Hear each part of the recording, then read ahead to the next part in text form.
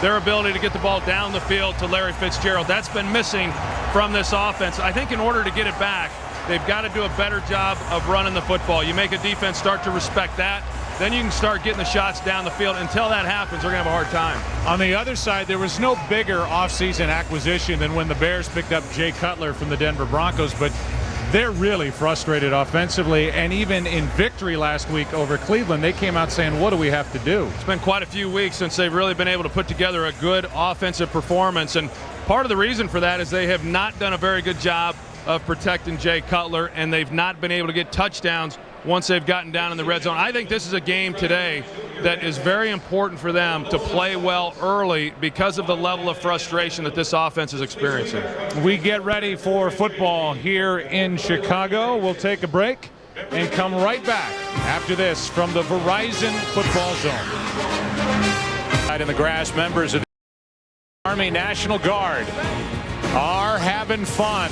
We hope you do today as well. And here are the key Yellow Book moments to look for in the game. For the Cardinals, getting the ball downfield to Larry Fitzgerald. And for the Bears, protect their franchise quarterback, Jay Cutler. Down to the field we go and check in with Pam Oliver and Kurt Warner. Okay, Kurt Warner, consistency has been an issue for your offense. How do you go about solving that problem today? Well, you know, it's the old cliche, one game at a time, one play at a time. It's just, you know, we got to make sure that we're executing every single time. You know, we have spurts where we look really good and other times where we get real stagnant. And I think that's the key to our inconsistency as a team this year, is just not putting back-to-back plays and games together, and that's what we got to do. Anquan Bolden is out. Defenses have really clamped down on Larry Fitzgerald. So what's the key to productivity today? Well, I mean, I think the key is to take what the defense gives you and make the plays that are there to be made. You know, don't try to force anything. Don't try to change anything. But, you know, expect the guys that are in there to make plays for you and do what the defense dictates. Appreciate it. Thank you. All right, Pam, thank you. And thanks to Kurt Warner. The Arizona Cardinals are undefeated on the road. The Bears undefeated at home. Off we go to 4-3 teams. Next on Fox.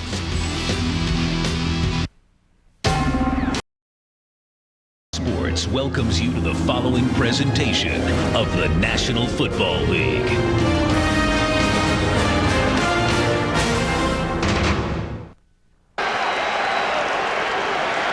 Hard to believe it's November 8th when you look at the weather conditions here in Chicago. Wind is down, relatively speaking, and the temperature is up, 65 degrees. Couldn't be nicer. And these are two teams that no doubt are trying to figure out how good they are. Whether it's Arizona, the defending NFC champions, or it's the Chicago Bears after that offseason pickup of Jay Cutler. They've ridden a roller coaster already in the first weeks of 2009. Arizona won the toss. They get the football, and kicking it is Larod Stevens-Howling. And can't make the 20.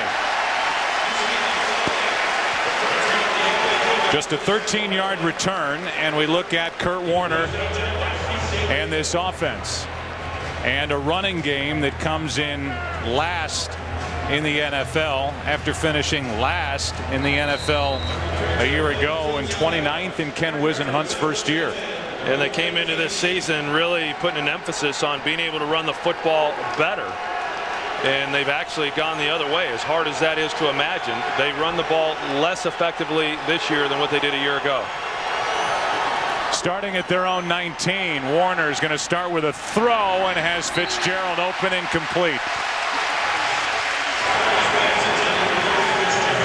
So it's Fitzgerald, and it's no Anquan Bolden, who's out with his sprained ankle. I was a little surprised, actually, that he did not play today. I saw him in pregame warmups. He looked very good. I know there was a concern last week when he played. He got through part of that game, re-aggravated it, couldn't play the rest of the game. They didn't want to experience another setback like that here today. 2nd and 10 for Arizona.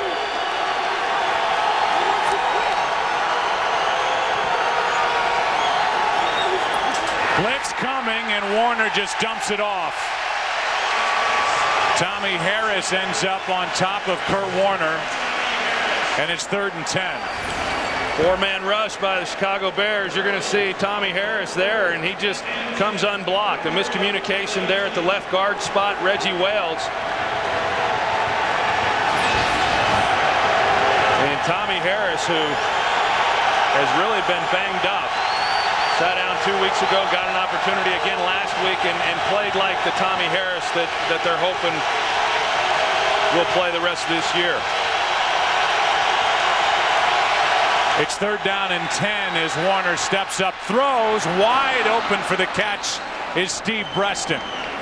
So on 3rd down and 10, a completion of 23 yards and a 1st down for the Cardinals. Yeah, and that's an area where this team has been struggling, is on 3rd down, and yet they're able to pick up their first one here today. And here they are with the square in with Breaston, and they respect him on the outside. Zachary Bowman, the corner.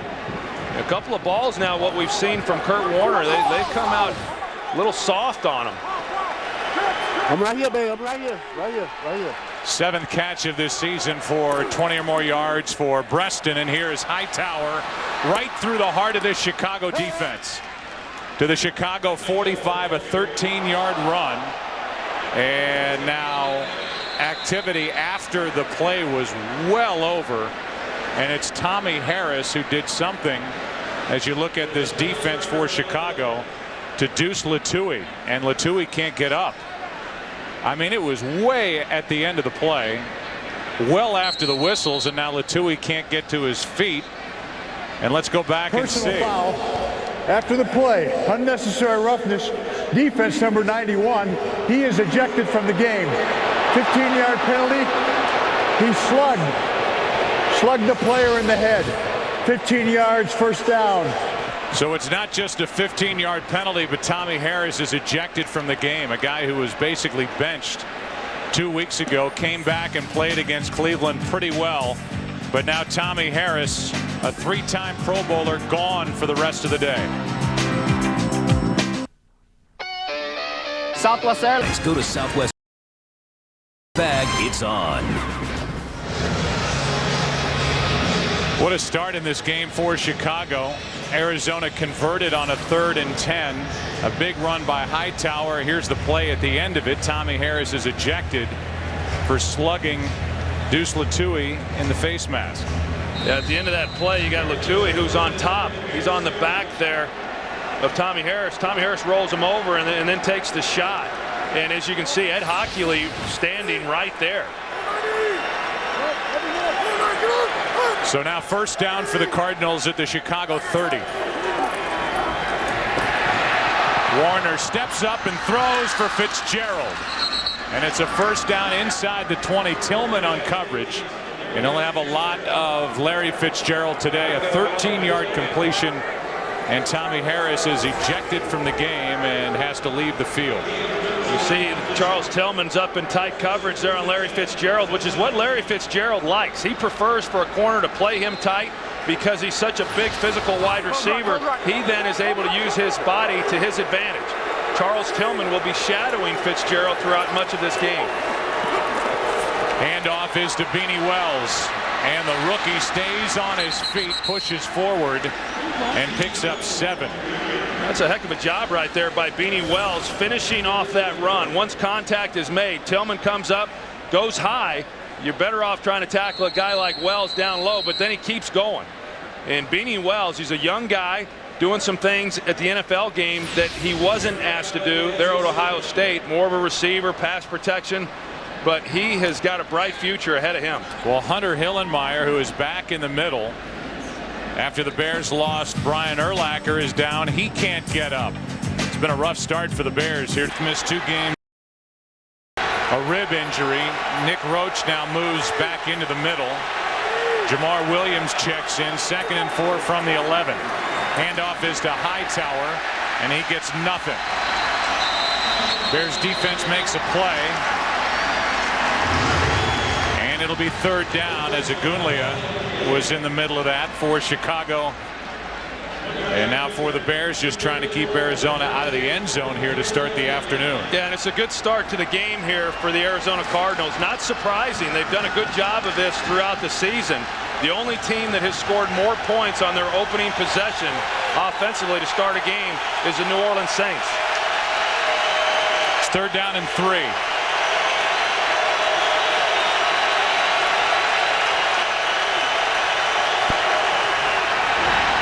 Warner with a pocket and completes to Fitzgerald for the touchdown. On this tackle, Tillman couldn't bring him down, 11 yards. And it's a quick strike on the opening possession for the Arizona Cardinals. Well, and the Bears bring the linebackers up the middle. They're going to bring them here, but Tim Hightower does a great job here at tailback in picking it up. You see him step up. He denies the linebacker blitz straight into the face then of Kurt Warner, which then provides man coverage and Larry Fitzgerald one-on-one. So it's Fitzgerald who gets number 6 on the season. From 11 yards away, and now that frustrated Chicago offense has to answer down 7. F-150. Ford Tough by Windows 7. Your PC simplified.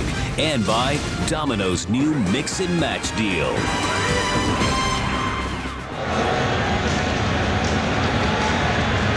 So Fitzgerald gets his 6th touchdown of the season. And for as much as we can talk about the Chicago Bears and their offensive problems, there have certainly been some defensive problems as well since they went to the Super Bowl in 2006. We'll get into that as this game wears on. Here is Daniel Manning on the return. And Manning, with a penalty flag down, is out to the 26.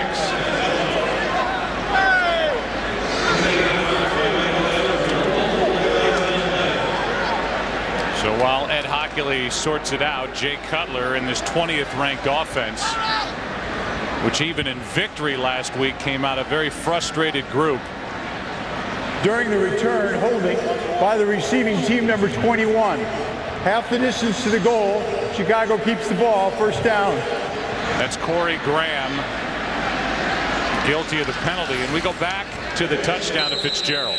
Watch the block here by Tim Hightower. That's why he is the 3rd down back for this Cardinals team, and this is why Larry Fitzgerald likes physical coverage. You see the separation because he's able to go up and bang on Tillman, and then once he gets a step, it was pretty much over. So this drive starts near the 10-yard line, and the pass is complete to Olsen, the tight end, picks up 9. Carlos Dansby on the tackle for Arizona, and an early smile from Jay Cutler, and we haven't seen a lot of that from Cutler because he has been pounded here by defenses not protected well by the offensive line. He's been hit a lot. He's been sacked a lot. There's a tendency to blame that all on the offensive line. That's not the case. There have been times when the line has done a good job, but coverage has not allowed him to get rid of the football. And then there's been times when Cutler has held it longer than what he should. 2nd down and 1. Quick setup and throw to Bennett. That's a first down for Chicago. Gain of 5. McFadden on the stop for Arizona. And here's a look at the defense, which comes in ranked 18th in the NFL for Arizona in this 3-4 run by Bill Davis. I think this defense has got a chance to be really good. I mean, they're improved from where they were a year ago, particularly on 3rd down and keeping people out of the end zone. But they've got good players across the board.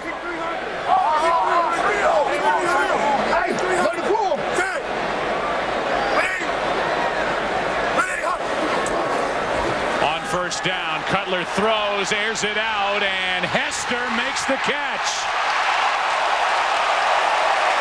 Tremendous throw and catch from Jay Cutler to Devin Hester for 42 yards. Yeah, Dominique Rodgers-Cromartie, the 2nd-year player, and you know, he's one of these corners who believes that he can just run with anybody now. He does a pretty good job. He's in a good position. Just a perfectly thrown ball by Jay Cutler. Right out on the sidelines. You see Cromartie never gets turned around to locate the ball.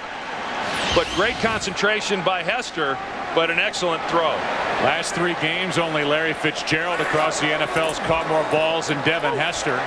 So he's starting to figure it out, and this one is thrown away. No penalty flag, and we go for a game break and check in with Chris Rose.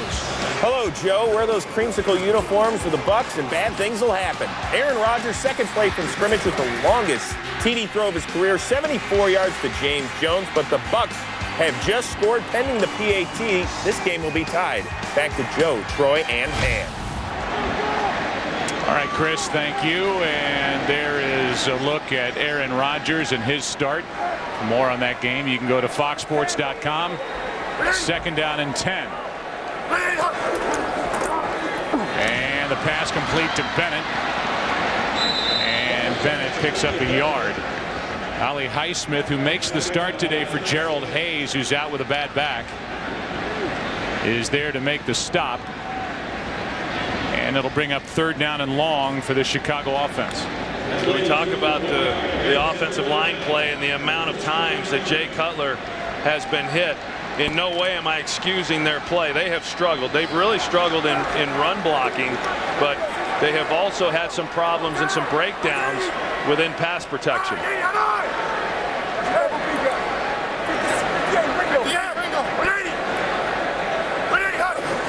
3rd down and 9. Blitz coming from Arizona. Down the middle of the field for Olsen for the touchdown.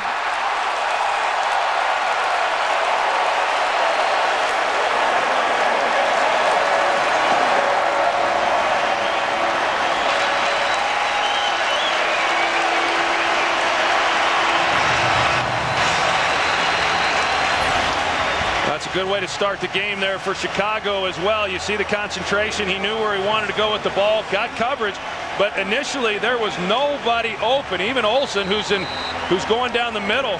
Adrian Wilson was in a good spot. Not a great cover guy, but you see where Wilson thought that he had him covered, didn't expect the ball to then be thrown to him. Olsen just continued to play, and Jay Cutler gave him a chance.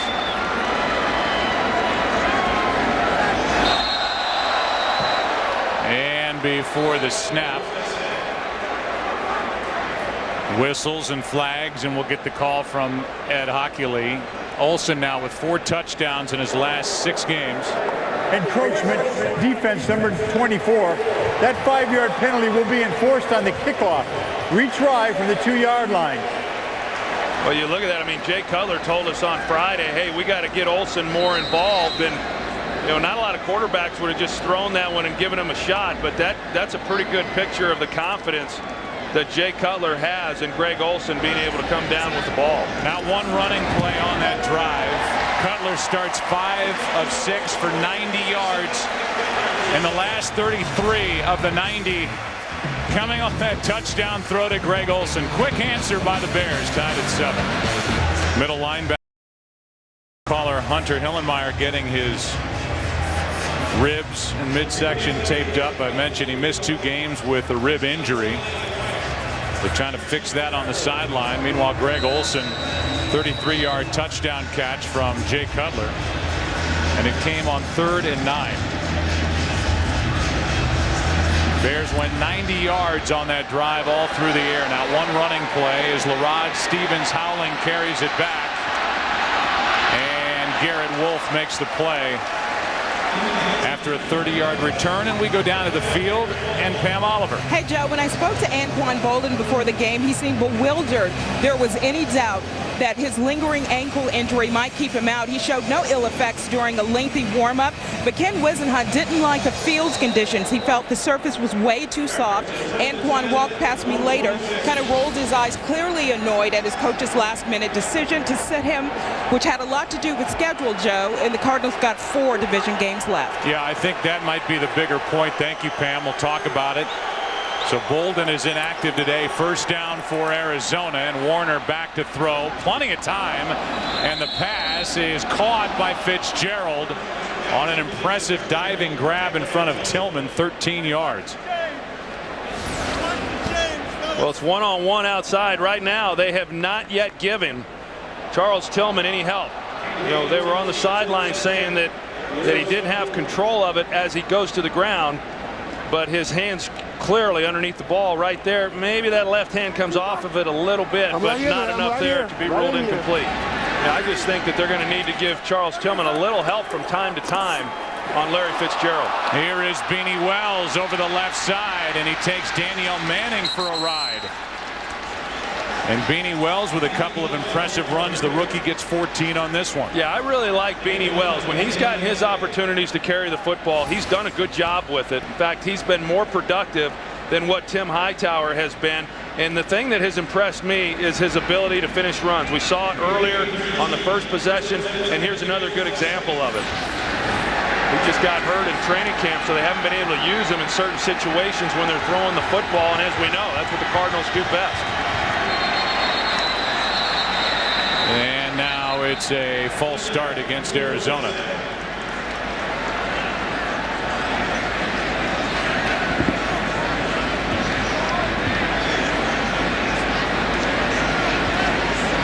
And Ed Hockley wants to make sure of the number.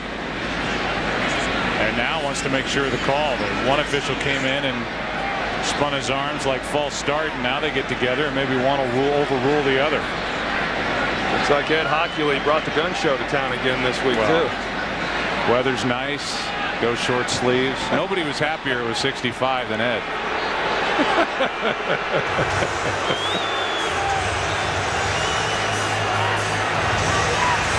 Man. The center snapped the ball at the same time that one lineman moved. Therefore, it was a legal snap. There is no foul. There is no play. Replay, first down. So in other words, our fault. We shouldn't have shut down the play. I think that's what the translation was. Could have just said, hey, look, everybody, our bad. Yeah, let me tell you, Ed Hockley's getting real tired of having to say my bad. First down for Arizona. So there is no penalty, no 5 yards either way. Right here.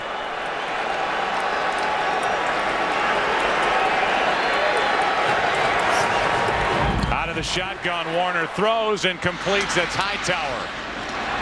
And Tim Hightower fights his way for another Arizona first down. And so far, neither defense has shown up here in this early start on Sunday, November 8th. Yeah, of course, Arizona, they haven't gotten the real big play, but they've been awfully consistent in what they've done here in the early going. It's Brian Urlacher, who is obviously the heart and soul of this defense, six-time Pro Bowler. Lost for the season, and so now trying to fill in the middle, and Hunter Hillenmeyer's back in there. As you look at Fitzgerald at the top, one-on-one with Tillman. Warner, nothing develops, and Warner brought down from behind. The play made by Alex Brown after a gain of 3, second down coming up. Yeah, you saw Kurt Warner once he got set up in the pocket. He came back wanting to go to Fitzgerald, had one-on-one, but right there when he tried to get to the outside, Tillman was there to disrupt the timing of that route. And then Kurt Warner had to try to find somewhere else to go with the football and just make as much of it as he could. Second down and 7.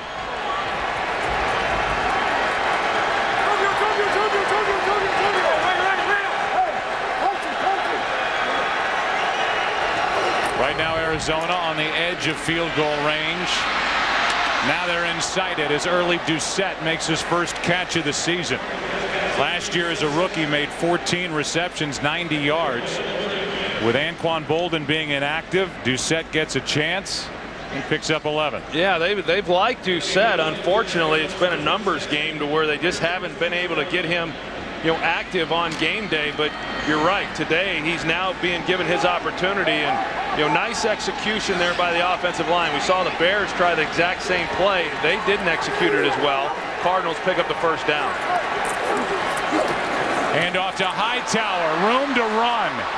And Tim Hightower with another big run picks up 11, a first down as Bowman makes the stop.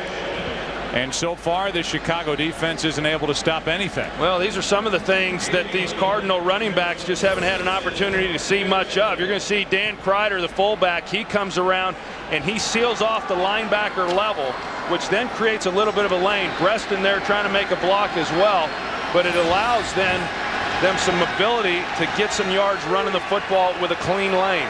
How about the Cardinals? 10 first downs on only 14 plays as Beanie Wells does not go down immediately again. Takes it down to the 6, picked up 5. Briggs. And this is encouraging for this Cardinals offense because, as we have said, they have not run the football very well. And for them to come out in this game and do a pretty good job, that as we move through, keep an eye, because we're going to start seeing some of the play action stuff, which basically is non-existent with this Cardinal team because linebackers don't have to respect the running game. 2nd and 5.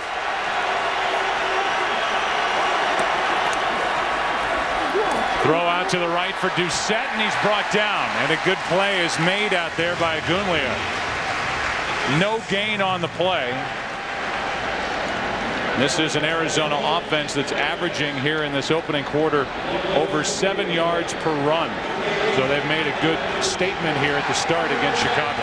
And this is a Bears defense that has really had problems stopping people down here in this area of the field. It's 3rd down and 5.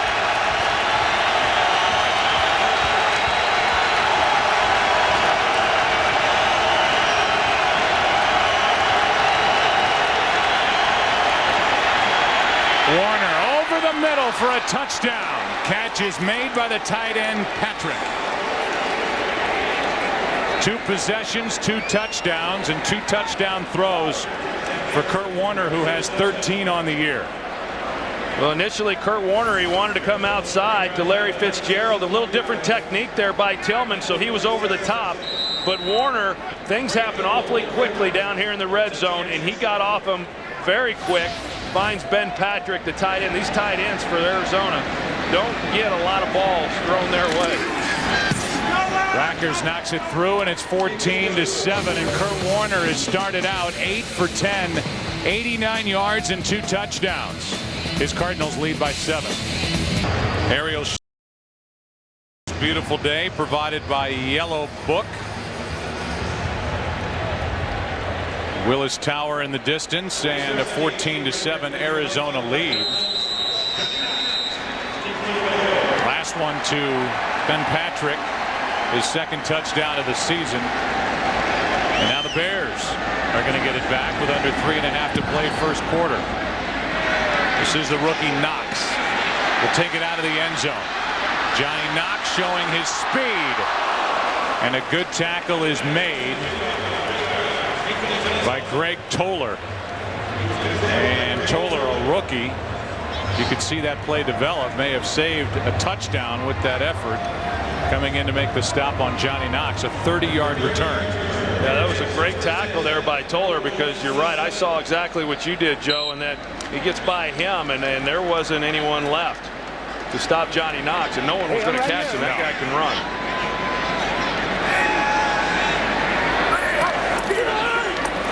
Bears still haven't run it, and a little pump fake down this side of the field for Devin Hester, and overthrown. Dominique Rodgers-Cromartie on the coverage on this side of the field now, and it's 2nd and 10. Well, you can see the Bears coming into this game wanting to get the ball down the field. They hit Hester on the first possession. They got the touchdown then to Greg Olsen. They come right back here to Devin Hester, and part of that being the game plan, part of it just seeing the way this game's unfolding. Cardinals have 2 possessions, 2 touchdowns, and this could very easily turn into a shootout. Smith, I'm right here.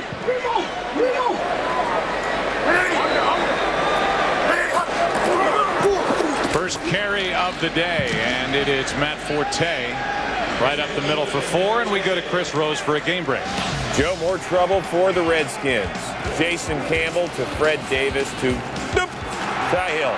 62 yards, his first career touchdown. Not exactly the way Term Lewis drew it up in the bingo parlor. It is 14-0 Atlanta in the first. Back to Joe, Troy, and Pam. Guys? More fodder for John Riggins. But his week.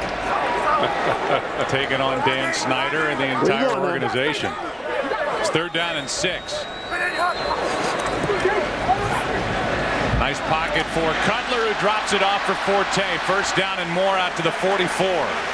Adrian Wilson made the stop. A 13-yard catch and run by Matt Forte. Arizona has tried a few different things. They bring Matt Ware right here off the edge, and Chicago here in the early going is doing a much better job of protecting Jay Cutler. And he's got a nice pocket, not much down the field, comes underneath.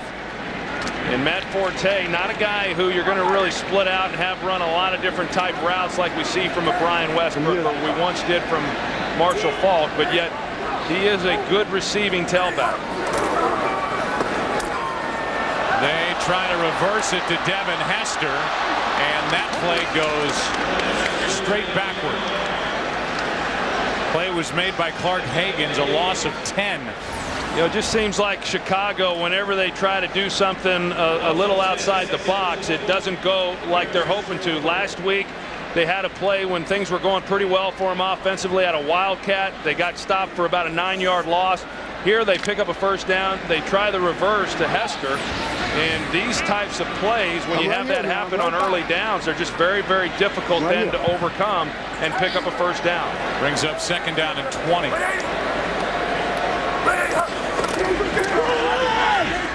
Cutler moves to his right and will take off, and he gets popped. Hit along the sideline by Dansby. A gain of 3, and Jay Cutler will feel that one for a while. This is some of what I've seen in watching the Bears. When Jay Cutler starts to scramble, which he's very good at, these guys do not do a very good job of continuing to work to get open. Greg Olsen was covered there initially by Adrian Wilson, but Cutler is so good at looking down the field on the run that these receivers have got to do a better job of continuing to work for him so that he has somewhere to go with it. It's 3rd down and 16.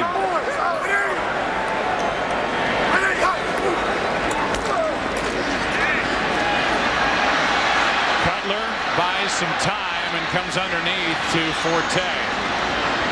And he's only to the Bear 49, short of first down yardage, and you can trace the end of that drive back to that reverse to Hester on first down. Yeah, and then there's just nowhere to go with the football, and there's a 3-man rush by Arizona, so yeah, you're going to have people in coverage, 8 guys dropping off, but as you can tell, just nowhere. So you've got Cutler holding the football with time, but just nowhere to go. There's Ron Turner, the offensive coordinator, with 3 seconds and counting left in the quarter. That'll be the end of the quarter, and when we start the second, we will likely see the first punt of the day. 14-7 Arizona. The NFL on Fox will continue after this from your local Fox station.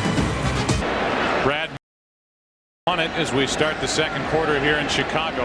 14-7 Arizona on top.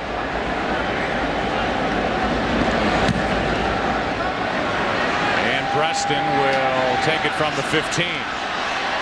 Chance for a return, and Preston is out to the 30. Brought down by McClover, and we go down to the field and Pam Oliver. Hey there, Joe. Lovie Smith gathered up the defense after their last series. He stressed communication. Lovie did a similar thing for the defense after they struggled against Cincinnati. But right then, Lovie emphasized there's nothing the defense can do about the 14 points they've given up to the Cards so far. He described this series as perhaps the most critical of the day. Well, let's see how it unfolds. Lovie has taken over the play calling on that defense after 2 years of Bob Babich.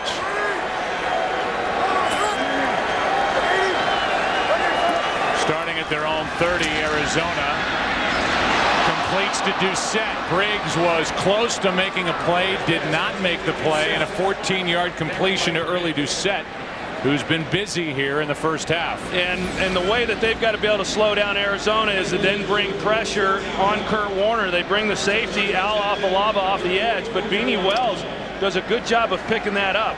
And then there's the one-on-one on the outside. But, you know, the front four from Chicago, if they are going to be able to slow down Arizona, they have got to win the one-on-one battles up front and get pressure on Kurt without secondary help. Handoff is to Wells, and how about this run by the rookie down to the Chicago 30. Crowd is out of the game. The defense isn't stopping anything, and 26-yard carry for number 26, Beanie Wells. Yeah, you're going to see him come through here, and he's got great vision. You know, sometimes a back with his kind of speed can be a little bit quick. You see the move once he got in there, and that's really kind of what they have worked with him on, and just being a little bit more patient. But you watch him in these games in the early going, and he does a good job of seeing the hole, and once he sees it, he's got the explosion to get through it. That was the longest run by the Cardinals this season as Wells gets it again, and this time he's bottled up after a yard and a half. And we look ahead to the NFL on Fox next week. And what's coming your way? The Lions at the Vikings, Falcons, Panthers, Saints at Rams, Bucks at Dolphins early, and then late our group will be in Green Bay, Lambeau Field for the Cowboys and the Packers, or another good game, the Eagles and Chargers, Seahawks at the Cardinals. So a divisional battle, in part of the reason we talked about earlier that Anquan Boldin is inactive for this game, trying to get over the hump with that sprained right ankle. 2nd and 8. Hand off to Hightower. And Tim Hightower is to the 25. Briggs on the stop, a gain of 3. Well, that time Anthony Adams was able to beat his man and get into the backfield. But Hightower showing a little bit of quickness himself in being able to get away from where the play was intended and cut back. He starts play side. Adams is there, and he comes right off of that. I'll tell you right now, I mean, this is as good as we've seen this Arizona team run the ball in quite some time.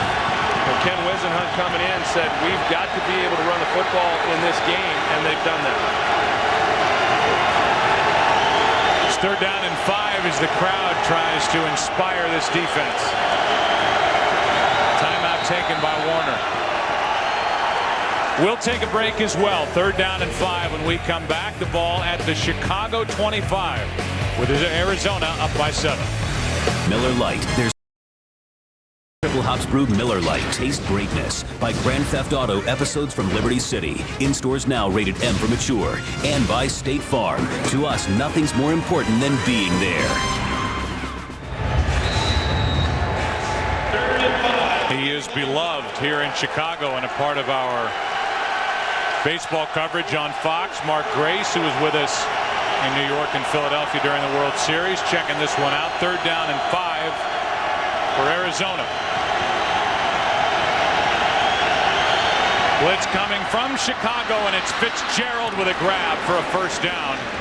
Down just outside the 16-yard line, 8 yards. And that's when Warner's at his best, getting rid of it quickly on a blitz. And he's also at his best when those guys up front are picking up the linebacker blitzes in the twist and giving him time. And then that provides the one-on-ones that we've already seen. That's how Larry Fitzgerald scored his first touchdown. But right now, this offensive line for the Arizona Cardinals, whether it's in protection or run blocking, they are absolutely dominating the defensive front of the Bears.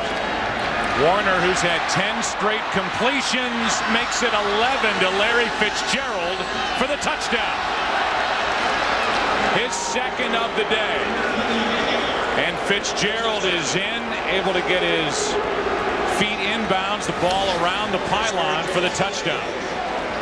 Well, Charles Tillman's in outside or off coverage, and you see him go to the post. Larry Fitzgerald goes to the post, gets Tillman turned around, and then it's just an easy touchdown. I mean, right now, Arizona is making this look awfully easy offensively. That is a touchdown as Fitzgerald got the ball inside the pylon. Got both feet down. And the extra point will be coming to make it 21-7. You know, I think Charles Tillman is a good corner in this league, but you're talking about maybe the best wide receiver in football in Larry Fitzgerald, and asking anybody to cover Larry Fitzgerald one-on-one without help is a losing proposition. And how about Fitzgerald, just to back you up statistically, 35 touchdown catches in his last 35 games, including the last postseason. What a combination. Kurt Warner, Larry Fitzgerald have hooked up twice. Arizona leads it by 14. 7 the Cardinals here in Chicago. City this franchise used to call home.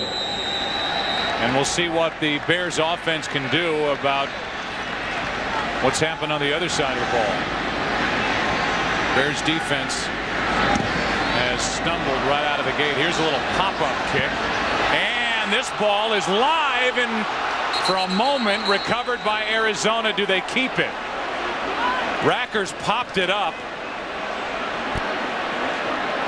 Israel Idonije kind of let it go behind him, and once it took a bounce and checked up, it's a live football. And then the scramble for it. And it belongs to Arizona. How about that? Yeah, it looked well now. And now Ed Hockley changes his mind. I was gonna say, it looked initially to me like it was Arizona's ball all the way. This ball was kicked really in no man's land, where Adonijay really didn't know what to do with it, and it lands then right in front of Rasheed Davis as well, and nobody had any real urgency of going after it. I just couldn't tell if that was the intention there of Racker or not. I think it was, and Will Davis, number 59, a rookie out of Illinois, had his arms around it.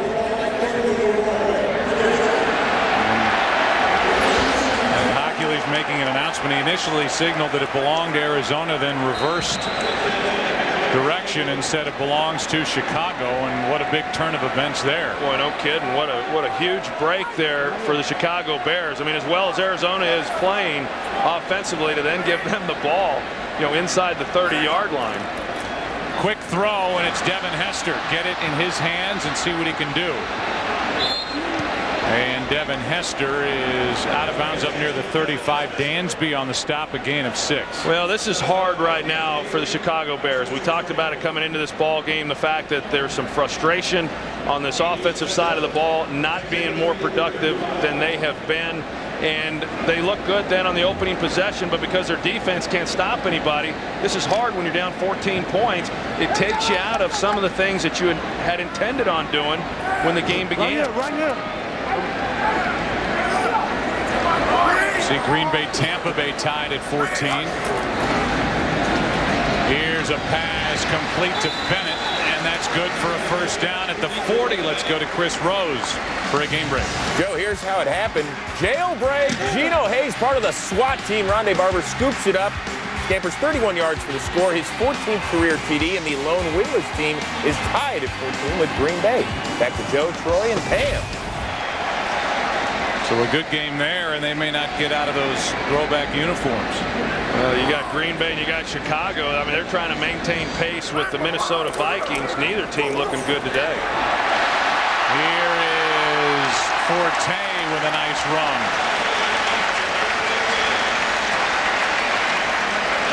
To the 44-yard line. A lot of discussion of Matt Forte and how he has run the ball, or has he been as good as what he can be? And early on, I'd say, yeah, he probably was not running the ball as well as what he's capable of. But the last several weeks, I think he's gotten about as much out of the running game as there has been to get. I mean, there has not been many running lanes for him. I'm right here.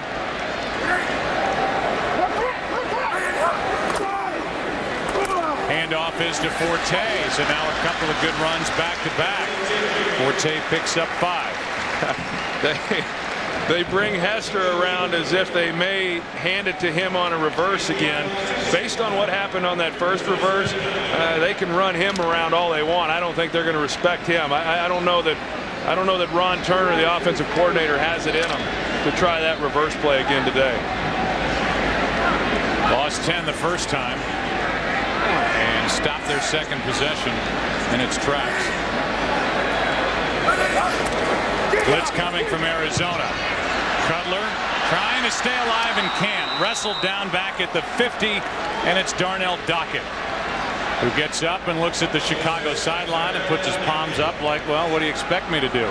That's what I do. I'm Darnell Dockett. Little pressure off the edge. That's why Cutler has to step up. But because he flushes that way, I mean, Roberto Garza, the right guard, he's not expecting Cutler to then take off to his side. So he was actually in pretty good position to make the block. Cutler more or less ran into that one because of the pressure he had off the edge. Jay Cutler told us the other day that he was as sore coming into this game today as he has been at any other point at this point in the season any other year. Here's Cutler underneath the Hester. Nice catch, but not much after that. Dominique Rodgers-Cromartie made the stop, a gain of 3. The sack by Darnell Dockett factors in. Took it from a 3rd and 5 to a 3rd and 15, and just 3 yards after that to Hester. Another punt from Maynard. Well, and Jay Cutler right now coming off the field, he is, as he was last week, frustrated. He's showing some of that frustration here this afternoon.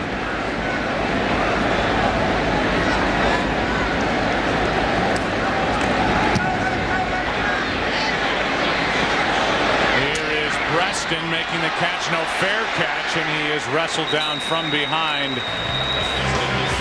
Up near the 15-yard line by McClover. 2-yard return. Cardinals have the... Today's game is sponsored by Chevy. Put us up against anyone and may the best car win.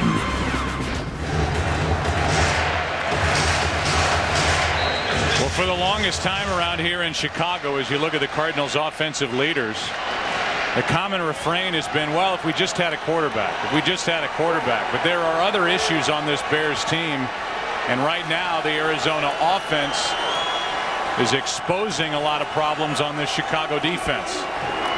And that hits Larry Fitzgerald right between the 1 and the 1 in his back. And it's 2nd down and 10. And I think that that's really the story. What's going on here in the first half. This Chicago defense doesn't look like it can stop anything right now. No, and they haven't. You know, I mean, Arizona, a difficult loss last week. Kurt Warner, 5 interceptions, another fumble, 6 turnovers. You know, on the day, you had to believe that he was going to come out and look pretty sharp, and he's done that. Yes, Arizona wanted to run the football. I don't think anyone anticipated they would be able to do it the way they have here in this first half. Here's Beanie Wells, who was out for a moment, had his chest looked at. He went into the dressing room, back out there, carries it on 2nd and 10, picks up 5, so a 3rd down, and this is where the Chicago defense needs to make a play.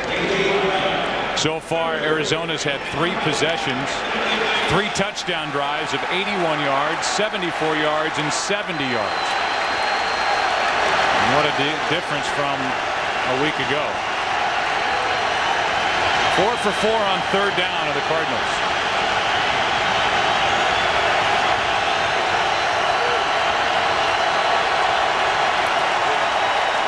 Pass is complete. That's Preston, and that's another Arizona 1st down. Now 5 for 5 on 3rd down. As Arizona, Kevin Payne made the stop for Chicago.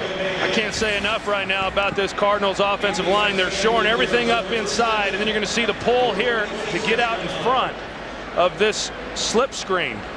And you see they got a body on a body, and then what Preston does a good job of is knowing exactly where he needed to get to pick up that 1st down. He just went and got it. But this line, I mean, the Bears have brought linebackers, and they've picked it up every time. Here's Hightower. Plenty of room to run, and Tim Hightower with all of a sudden a very good ground attack for the Arizona Cardinals, picks up 14 yards. Well, the Bears, I mean, when you see an offense going through you the way that they are just getting manhandled along that defensive line. And then the line is also, for the Cardinals, they're able to get to that 2nd level on the linebackers, and that's why we're seeing some of these gaping holes that the runners now for Arizona have been able to get through. Arizona's ground game, their season average 64.9 yards per game. They're already at 101. Season high is 118. Still over 5 left in the first half, and Warner gets rid of it. He threw it to Beck. Israel Idonije almost brought down Kurt Warner, but could not. And it's 2nd and 10. Well, that's one of the few times they've even gotten near Kurt Warner today. And as I said, I mean, you think about the Bears defensively in recent years when they've been good. It's been that front 4. It's been the pass rushers off the edge. And yet those guys just have not played to the level that they're expected to, whether that's Ogunleye, of course, Mark Anderson. He had his chance as a rookie, played well. He has not been the same player since.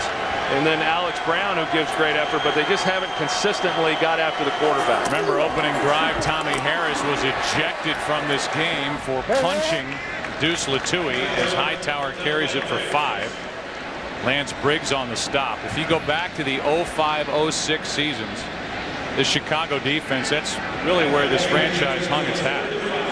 The defense was 1st in opponents' points per game, 3rd in total yards per game those 2 years, 1st in opponents' passer rating. 07 through this season, 18th in opponents' points per game, 22nd in total yards per game. It's become a rather average defense. And it's 3rd down and 5. Warner underneath. Hits Doucette, and early Doucette has another Arizona 1st down, good for 6. Briggs on the stop for Chicago. The defense lost Urlacher in the first game with a dislocated wrist, out for the year. Trying to fill in for him with Hunter Hillenmeyer in the middle. Nick Roach at strong side linebacker. There's Urlacher. And this Arizona offense has put up 18 first downs on the Chicago defense here in the first half.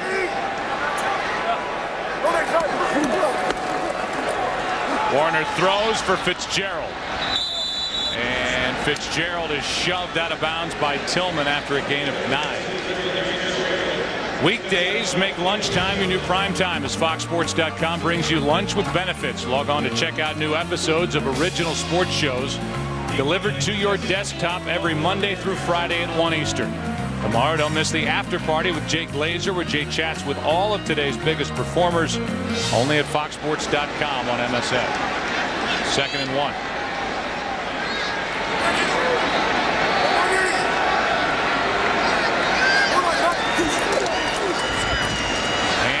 Is on a reverse to Breston, and Breston with room to run down to the 15-yard line.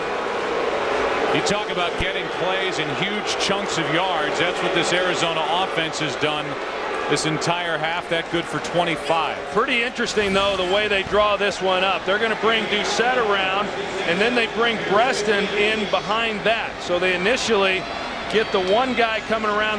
Well, he was in motion. They got Doucette there, but then there is Breston right in behind him. So what initially looked like they would give the ball off to Doucette, I think the defense kind of relaxed a little bit then, thinking, okay, well, that's over with. And then you've got Breston coming in right in behind him. Season high 131 rush yards today for Arizona. Warner with time throws, and that's the tight end Becht. And Becht is in for a touchdown. Every time the Cardinals have touched it, they've taken it down the field and scored. And this crowd letting the defense for Chicago hear it. A 15-yard touchdown to Anthony Becht. And that's his first touchdown of the season. Well, how much time does Kurt Warner need? I mean, he stands back there, he pumps it about 3 times and comes underneath. And you know, I watched Chicago defensively a couple of weeks ago, and I thought, boy, they really look slow. They aren't playing with the same kind of speed that we're accustomed to seeing them play with. And you know, this is just downright embarrassing what we're seeing here today. Kurt Warner, 8th time with 4 touchdown passes or more in a game. He's got 4. Cardinals up 28-7. 86-yard drive to the first half for Kurt Warner and company, and it ends on a 15-yard touchdown to Anthony Becht. Scored in all 4 possessions, and they've made it look easy getting it down the field, converting on 3rd downs, running the ball, a season high 131 rush yards already in this game for Arizona. These plays are called by head coach Ken Wisenhunt. He has to be thrilled with what he's seeing. Now Rasheed Davis makes the catch on another pop-up kickoff by Rackers, who was in on the stop. And Davis is out to the 26. On that reverse to Breston, Charles Tillman hurt his shoulder and had to leave the field.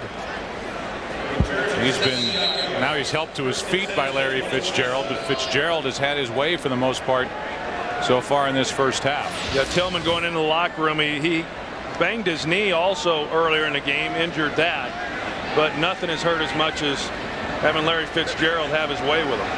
Al Afalava, by the way, is also out with a shoulder injury. His return is questionable. Cutler shows off his arm and throws a bullet into the chest of Earl Bennett, good for 20 yards. Antrell Roll on the stop, and that was an impressive throw by Jay Cutler. Well, he doesn't lack confidence, and he doesn't lack arm strength. I mean, this is a heck of a throw right here. And Bennett, you know, he's probably their most polished wide receiver.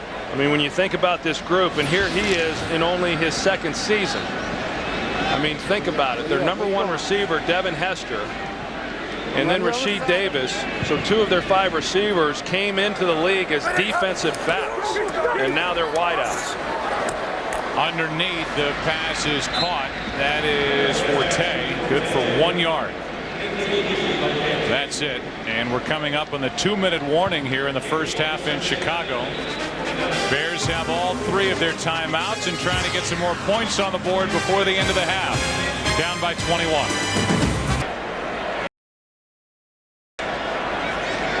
Chicago defense is watching. This offense faces 2nd and 8, down by 21 points. 2 minutes left. A blitz dropped off for Forte. Good play call, and Matt Forte is down to the 31.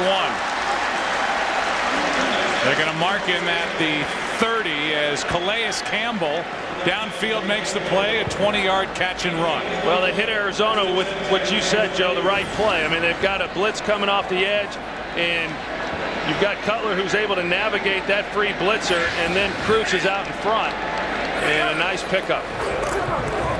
Big 20-yard gain, and now the pass is caught. That's Olsen, and a penalty flag comes in the secondary, and it's pass interference. The initial call is against Chicago. It looked like it might have even been on Greg Olsen. Pass interference, offense number 82. 10-yard penalty, repeat first down. That wipes away a 16-yard catch by Olsen, and we go back and take a look. There it is. I mean, you come in, and that's what a lot of these bangers at tight end they like to do. They come in, they lower the shoulder, hoping that if they don't extend the arm that they can get away with a little bit of a shove and create the separation, and that's why Greg Olsen was as open as he was. Instead of a 1st and 10 at the Arizona 14, it's 1st and 20 at the Arizona 40. Down by 21 points. All 3 timeouts remaining for the Bears.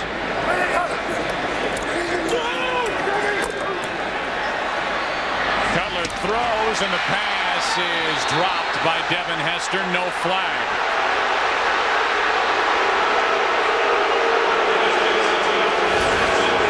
Ware and Rogers Cromartie were there for Arizona, and the crowd wanted a flag, a number 29. Yeah, I could see where they might want the flag. It was just hard to tell whether or not there was contact over the top. Cromartie certainly had his hand in there, and it was still almost a great catch by Devin Hester being able to pull that in. Ball just coming out late. 2nd down and 20.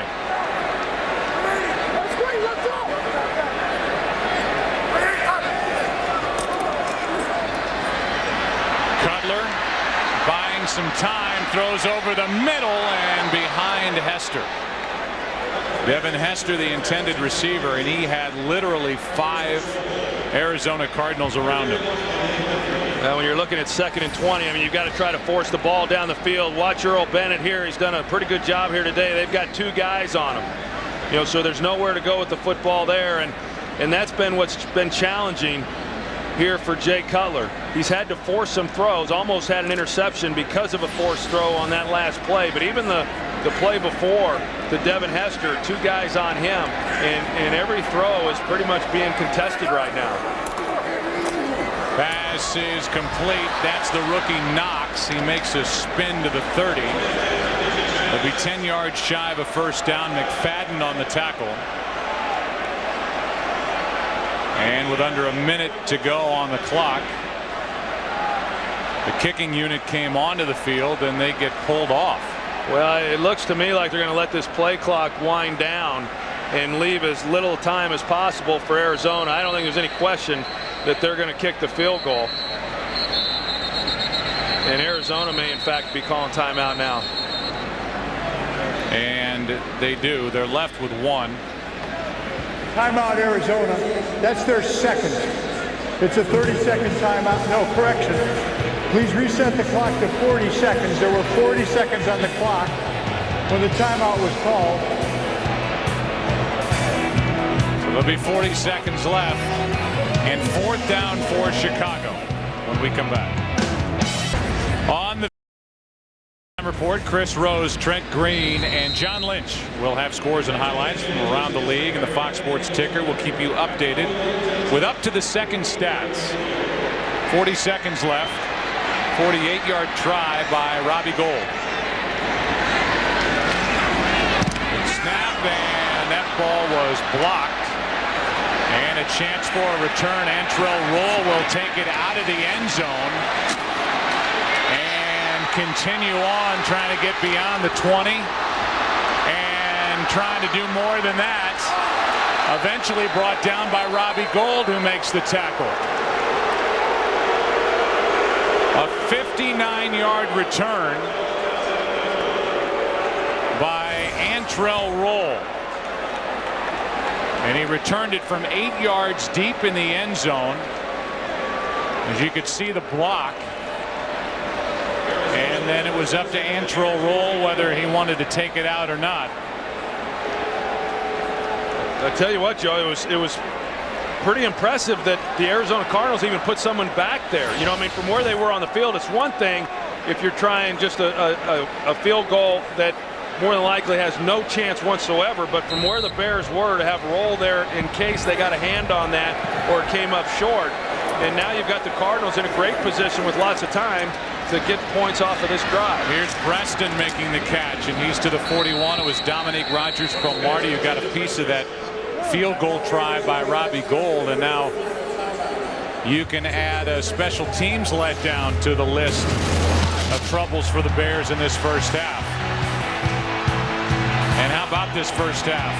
4 touchdown throws from Kurt Warner, Fitzgerald, Ben Patrick, Fitzgerald, and then Anthony Beck. It's like a 7-on-7 drill in practice. I mean, when you go out during the week and as receivers and a quarterback and defensive backs, you work without an offensive or a defensive line. They refer to that as a 7-on-7 drill. It's very favorable to the offense because there is no pass rush, and that's what this has looked like. I mean, Kurt Warner and these receivers have just had their way this entire half throwing the ball. It's 2nd down and 2. Clock runs. Fitzgerald makes the catch down to the 25-yard line. Arizona is out of timeouts, and so they do a nice job of getting up to the line, and Warner has had just about as perfect a first half as you can put together. With 2 seconds left, he clocks the ball, and we'll have a field goal try by Neil Rackers. I mean, it's just, I don't even know what to say as far as what we have watched here in this first half by the Chicago Bears. I mean, offensively, they really have not been that bad. They've had drives that have been killed because of poor plays, Hester getting stopped on the reverse, a sack, a pass interference call on Greg Olsen. But this defense and special teams just been awful. Here is Rackers adding more points as he drills a 43-yard field goal. What a half for Arizona. What a poor half for Chicago. It's 31-7 Cardinals. Back after this from your local Fox. Trying to be undefeated and up 31-7. We welcome you inside our booth. And really for Chicago, the problem has been the offense coming in. That has not been the problem today. No, I mean, the problem has been the defense, and Lovie Smith, who's calling the defensive plays, regarded as a nice, mild-mannered, calm individual. I've got to believe that this defensive performance even got him pretty riled up there at halftime. Yeah, and really, for the most part, the Bears have been able to move the ball from time to time. Cutler had a decent first half. A couple of drives stalled. But other than that, the real story of the first half of this game had to do with the Arizona offense and the Chicago defense, or lack of defense. Johnny Knox waits for the kick.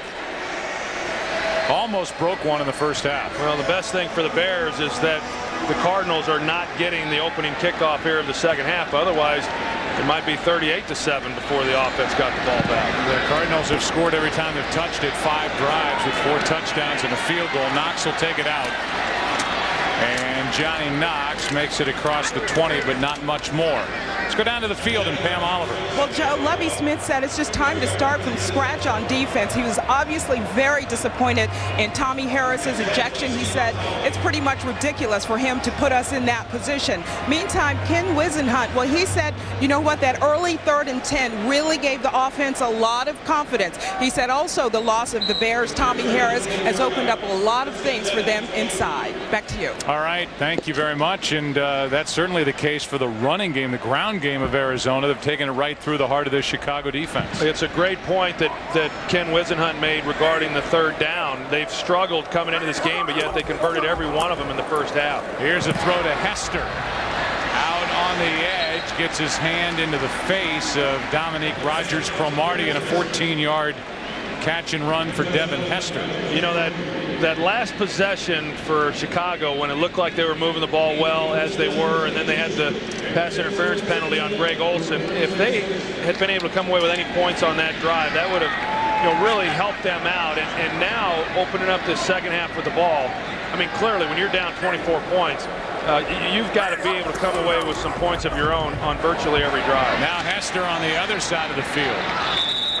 Short throw, and Rodgers-Cromartie on the stop again, a gain of 6. Let's talk about Hester. Do you think Devin Hester is a quote-unquote go-to or top-flight receiver, or is he better suited maybe inside as the years go on? I don't think he's a number one, and yet that's what he is for this team. And you know, as a slot receiver, can he be a good receiver? But I think it's a little bit of a stretch to think someone who has been a kick return guy, a defensive back, yeah, he played a little receiver in college, can step in and be a go-to number one guy in the National Football League. Second down and 4. Cutler backpedaling as he throws it right through the hands of Desmond Clark. Third down. And Joe, I think there are some that would say, well, but that's kind of what he's been for this team, and they're right. I mean, he's a leading receiver. He's the guy who, can create some big plays, but I think that illustrates some of the problems right now with this team, in that they've got guys at the wide receiver position that are probably 1 or 2 spots removed from where they should be. I think Jay Cutler, when they traded for him, he really put a spotlight on some of the deficiencies in the other areas of this team. Wide receiver, offensive line, some of the things that have not been addressed here in recent years. It's third down and 4. Cutler's in trouble, and down he goes again. And that has been par for the course for Jay Cutler, who has got to be thoroughly frustrated with the protection. 3 defensive players around him, and O'Keefer will get credit, a loss of 11. Well, it's just, hey, let's meet at the quarterback and pressure in the middle and then off the corners. And, for the most part there in the first half, Jay Cutler got some time to throw the ball, did not on that play. So a couple of throws to Devin Hester, and then nothing after that. A punt. Steve Preston waiting deep. Maynard will kick it away. Line drive punt. And on a hop, it's Preston. Initially was going to let it go, but it basically came right to him. Out across the 30, they'll mark him at the 31. 3-yard return. Arizona has the football. And West Airlines, go to grab your bag, it's on. By Visa. Visa debit is easier than cash. More people go with Visa. And by Hyundai Assurance. A little certainty in uncertain times.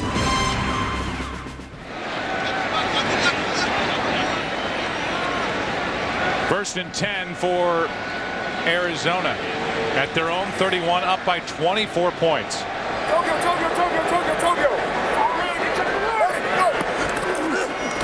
Toss to Tim Hightower, running left.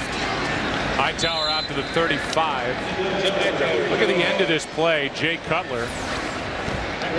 And watch his face and head just go right into the turf on that sack. And for Cutler, Troy, as he's getting checked out by the team doctor, he's been sacked 17 times, hit a ton more. He was sacked 11 times all of last year with the Denver Broncos. A little different supporting cast here in Chicago from what he had there in Denver, and not just, as you mentioned, offensive line. Here is Larod Stevens-Howling picking up 5, and already it's been a day with some lost players. Garrett Wolf is out with a bad back. Charles Tillman with a bad shoulder out. Same for Afalava. And Tommy Harris was ejected on the 4th play for a punch to the face mask of Deuce Latui. It's third down and 1 for Arizona.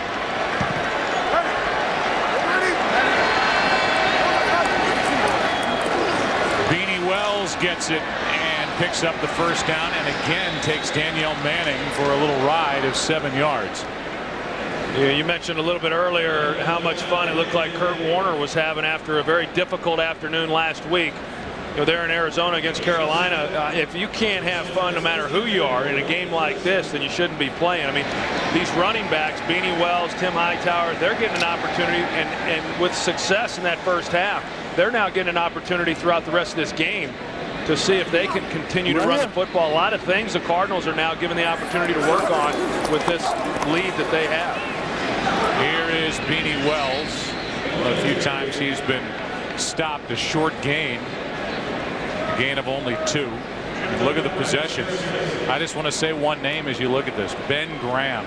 He's the name of that's the punter for Arizona, and he has not been talked about at all. And the only reason that was a field goal was because it was at the end of the half. They didn't have any more time. They had to kick it before they had a chance to go all the way down the field. I mean, you don't get a lot of days like that as an offense. And how about here in Chicago against the Bears defense, which right now looks like a shadow of its former self. 2nd down and 8, and that's right through the hands of Hightower, with Hillenmeyer sizing him up. 3rd and 8. Well, what we've seen today with Arizona running the football, a little bit like New Orleans, and I'm not certainly going to put them in that class at this time, but New Orleans in previous years being able to throw the football the way that they were able to. This year, finally, with a running game. Now, the Cardinals had not run the ball like this at all this year. And this is their first time, but I know it's what Ken Wisenhunt would like to get more to. The balance of the run and the pass, similar to what he did there as offensive coordinator in Pittsburgh. They get the running game going here. I tell you, this team's going to be really tough. 3rd down and 8. Good pocket for Warner, who hits Fitzgerald. Fitzgerald makes the catch, now working on Zachary Bowman. A 17-yard completion. Yeah, now they've got Bowman on him because Charles Tillman, as we showed, is no longer in the game. And, you know, they're still giving him a lot of one-on-one coverage. And when you're off, I mean, I said earlier in the broadcast, he prefers a corner up pressed on him so he can use his size.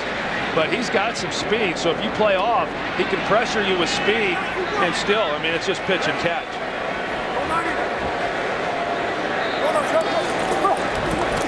On 1st down, Warner gets hit as he lets it go and completes it again to Fitzgerald.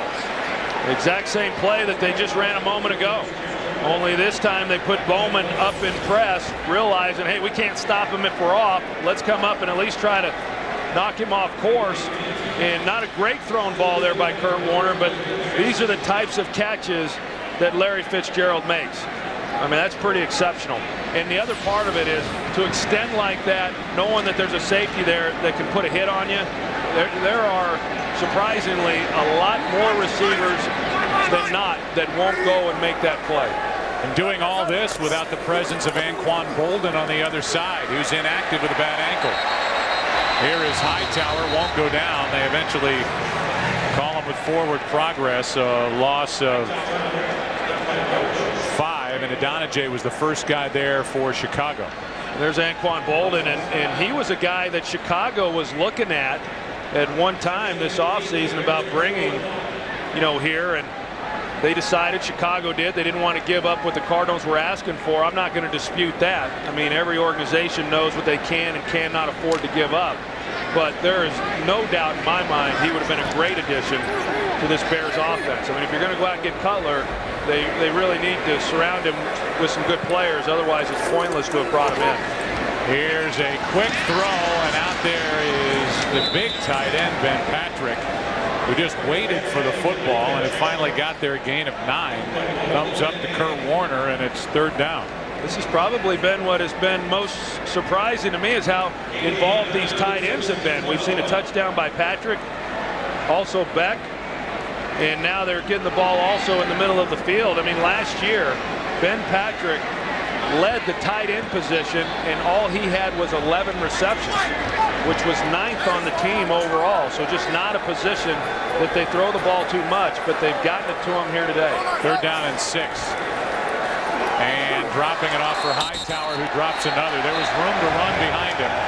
Blitz coming from Chicago, and The Bears fans standing up saying we finally stopped them without a half running out with under 8 to play. A field goal try coming up. Small victories. It's baby steps.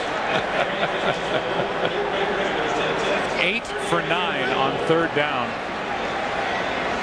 are the Arizona Cardinals, and this will be a 30-yard try for Rackers, who hit from 43 at the end of the first half.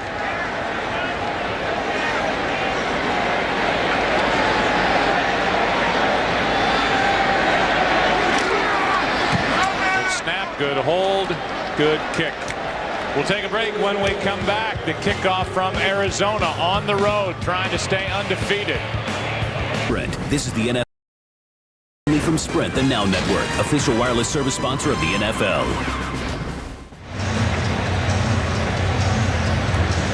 Danielle Manning will wait for the kick. Offensive line has done a great job for Arizona. Jay Cutler will head back to the field. Sacked the last time he had the football. Sacked twice today. And 17 times for the season. Manning on the run to catch it at the 5. Danielle Manning on the return, room to run. Making a couple of moves and out to the 40. 35-yard return. Will Davis on the tackle for Arizona. Back to the field. Cutler and the Chicago offense down by 27. NFC North, Minnesota's off today. 7-1. The big lead in the division. Then a couple of 4-3 teams with Chicago and Green Bay. Now Kreutz doesn't snap it. Everybody else moves.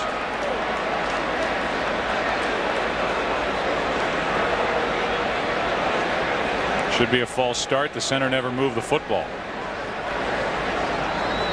False start, offense, number 67, 5-yard penalty. It's first down. They could take their pick. They get Beekman, who was inserted last week, back at the guard spot. Started there all of last year. Josh Beekman's wondering why they called him out, because you're right. I mean, they could have called anybody, but on the stat sheet, it's going to go down as though he was the one charged with the false start. And now Kreutz with a flinch. That should be on 57. The 6-time Pro Bowler. False start, illegal snap. Center, number 57. 5-yard penalty. First down. I thought high school football was played on Friday. Well, sometimes Saturday. And today it's moved a day deeper into the week. Wow. This could really be, as you look at what's going on here, the second humiliating defeat for the Bears in the last 3 weeks. They were taken apart at Cincinnati. They were not all that great, but they got a home win against Cleveland. Here's a catch by Bennett, and Bennett is finally shoved out of bounds at the Arizona 41 by Adrian Wilson. But they've got to get something going just to try and pull this thing out of the, devastating, embarrassing, humiliating, whatever word you want to use, category. Well, there's no doubt. I mean, last week with a win against Cleveland, even though offensively they didn't play particularly well, but they got throttled the week before that against Cincinnati. And even Lovie Smith talking about it. Hey, the season really matters in November and December. November and December, that's when you make your run. This isn't the way to get it going. That one slipped out of the hand of Cutler in the direction of Forte. And when we showed the look at the standings in the NFC North, how realistic is it to think that a wild card team is going to come out of the North with what's going on in the NFC East? I mean, Arizona's in a great spot playing in the NFC West. But here's Chicago staring at a 4-4 start. Green Bay is leading their game. If you look at the other division, they've lost to Atlanta, the Chicago Bears have, and they trail the 7-1 Minnesota Vikings. Forget about November and December for the Chicago Bears. They're in a bad position as Forte carries it. He picks up 6. Yeah, I mean, this league, as we well know, it changes from week to week. About every 2 weeks, the landscape of the NFL is different. A few weeks back, we thought the Giants were the best team in the NFC. That certainly has changed. New Orleans in that position, Minnesota. But I agree. I do not see a wild card team coming out of the North. I mean, the South with Atlanta, possibly, and I think than in the NFC East. Here is a ball that is thrown but incomplete. One official saying incomplete, the other saying a catch and forward progress stopped, and now they're saying incomplete. So two different calls on the play. Incomplete. Fourth down. You know, even if he catches this ball, he's not anywhere close to picking up this first down. I mean, he's going to be short if he's able to haul that one in.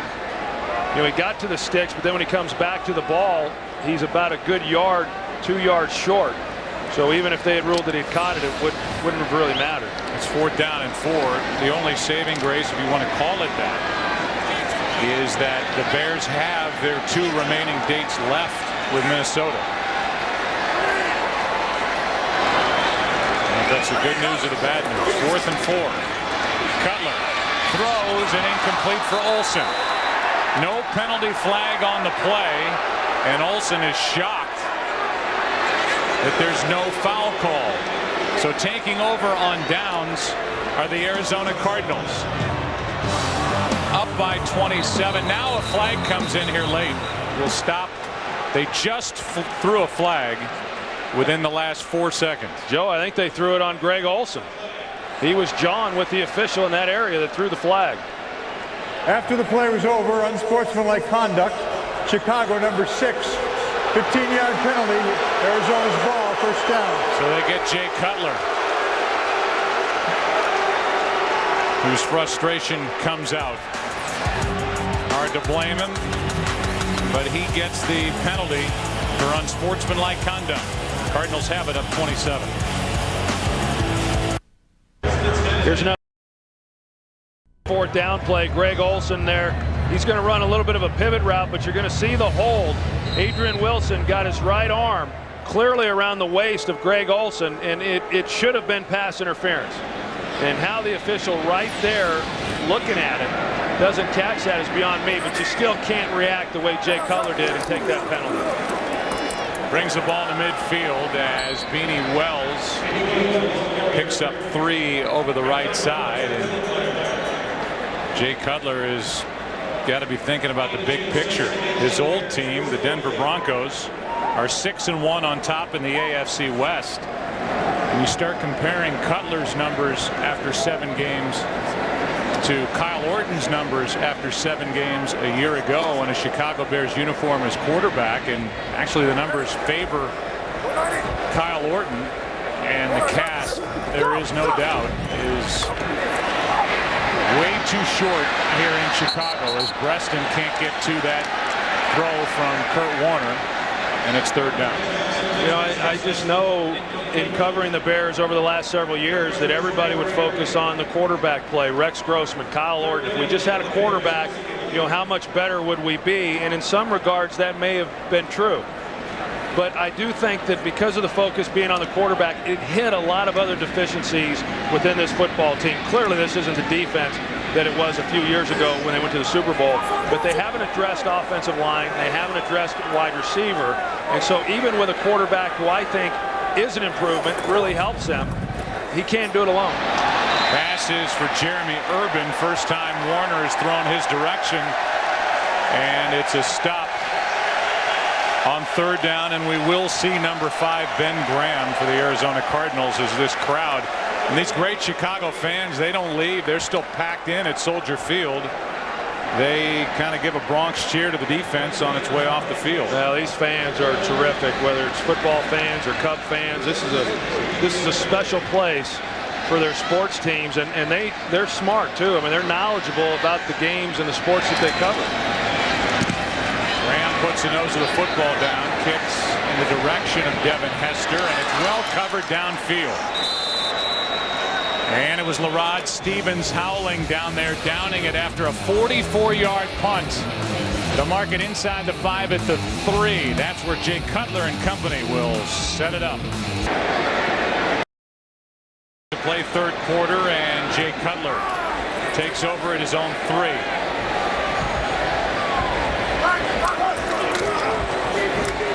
Handoff is to Forte. He's out to the 5. Gain of just 2. Chike O'Keefer On the stop for Arizona, you look at the Bears' offensive leaders. Been a 224-yard day for Jay Cutler, but only 7 points on the board. 33 yards rushing. The ground game taken out of play because of the score. As Cutler, as all day, throws down the middle of the field and overthrows Devin Hester. Showed off the arm strength, but it was too much, and Devin Hester couldn't get there with Rogers Cromartie right there with him. It's 3rd down and 8. And as you look at the Bears and you talk about some of the holes they need to fill going forward, as they've found their quarterback, they believe they're without a 1st-round pick and a 2nd-round pick in next year's draft. 1st-round pick part of the package to get Jay Cutler, and the 2nd-round pick was just traded away by the front office and Jerry Angelo to get Gaines Adams, who had disappointed the Tampa Bay Buccaneers with his play. Defensive end.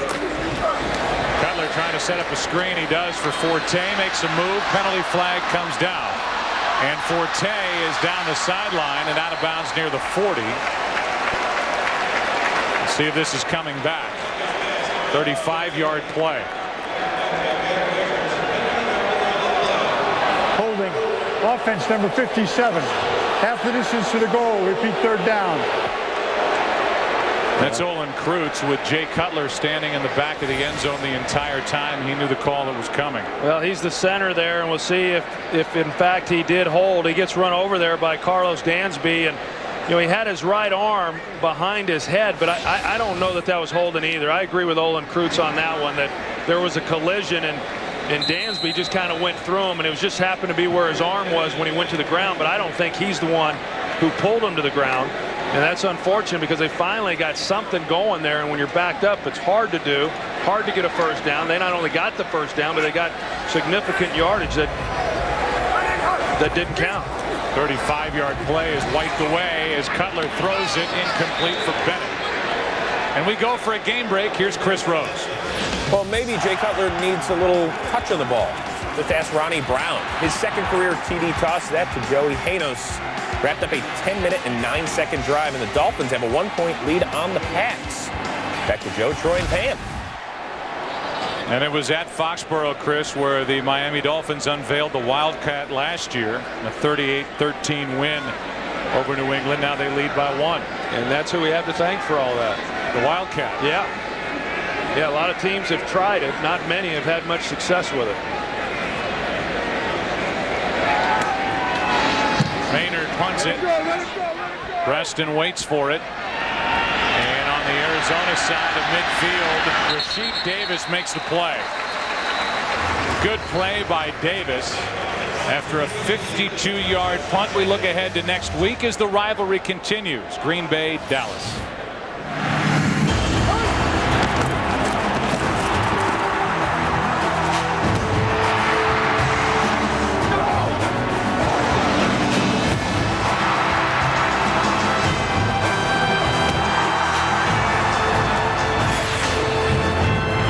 The slate of games next week. It includes the Cowboys and the Packers late on a Fox NFL Sunday doubleheader. Dallas, a team that was struggling a couple weeks ago, playing very well right now. They have their hands full tonight in Philadelphia. On 1st down, here's Tim Hightower. To the other side of midfield to the Chicago 49. Kevin Payne on the stop, a gain of 8.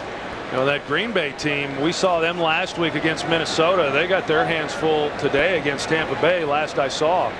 And a team that a lot is expected from, but they're having some troubles too. I mean, this league is interesting right now. There's very few teams that are just playing exceptional football.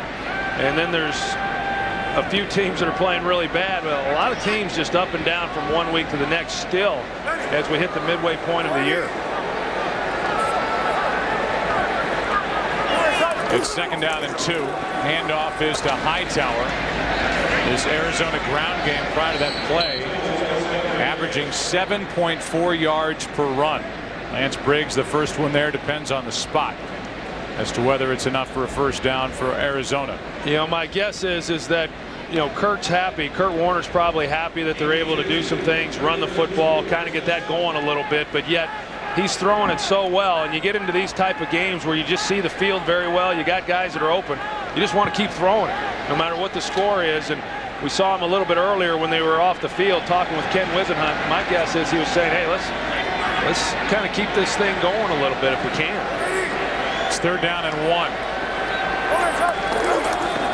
Handoff is to Beanie Wells, who gets hit in the backfield, and the Chicago defense holds.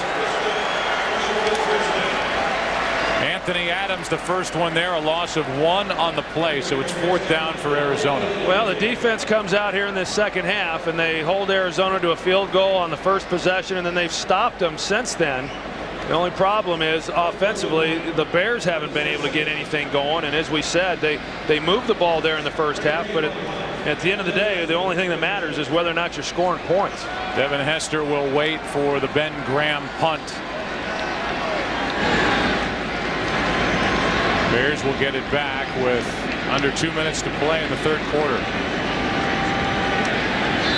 And it'll be a delay of game call against Arizona. Delay of game offense. The penalty is declined. It's 4th down. Let's go for a quick game break. Here's Chris. All right, Joe, we showed you the Dolphins taking the lead. How about Randy Moss? 71 yards on this score. He also scored on the 2-point conversion. Pats up 7. Joe, back to you. All right, Chris, thank you. So back and forth they go in that game in Foxborough. Here it's been one-sided. 34-7.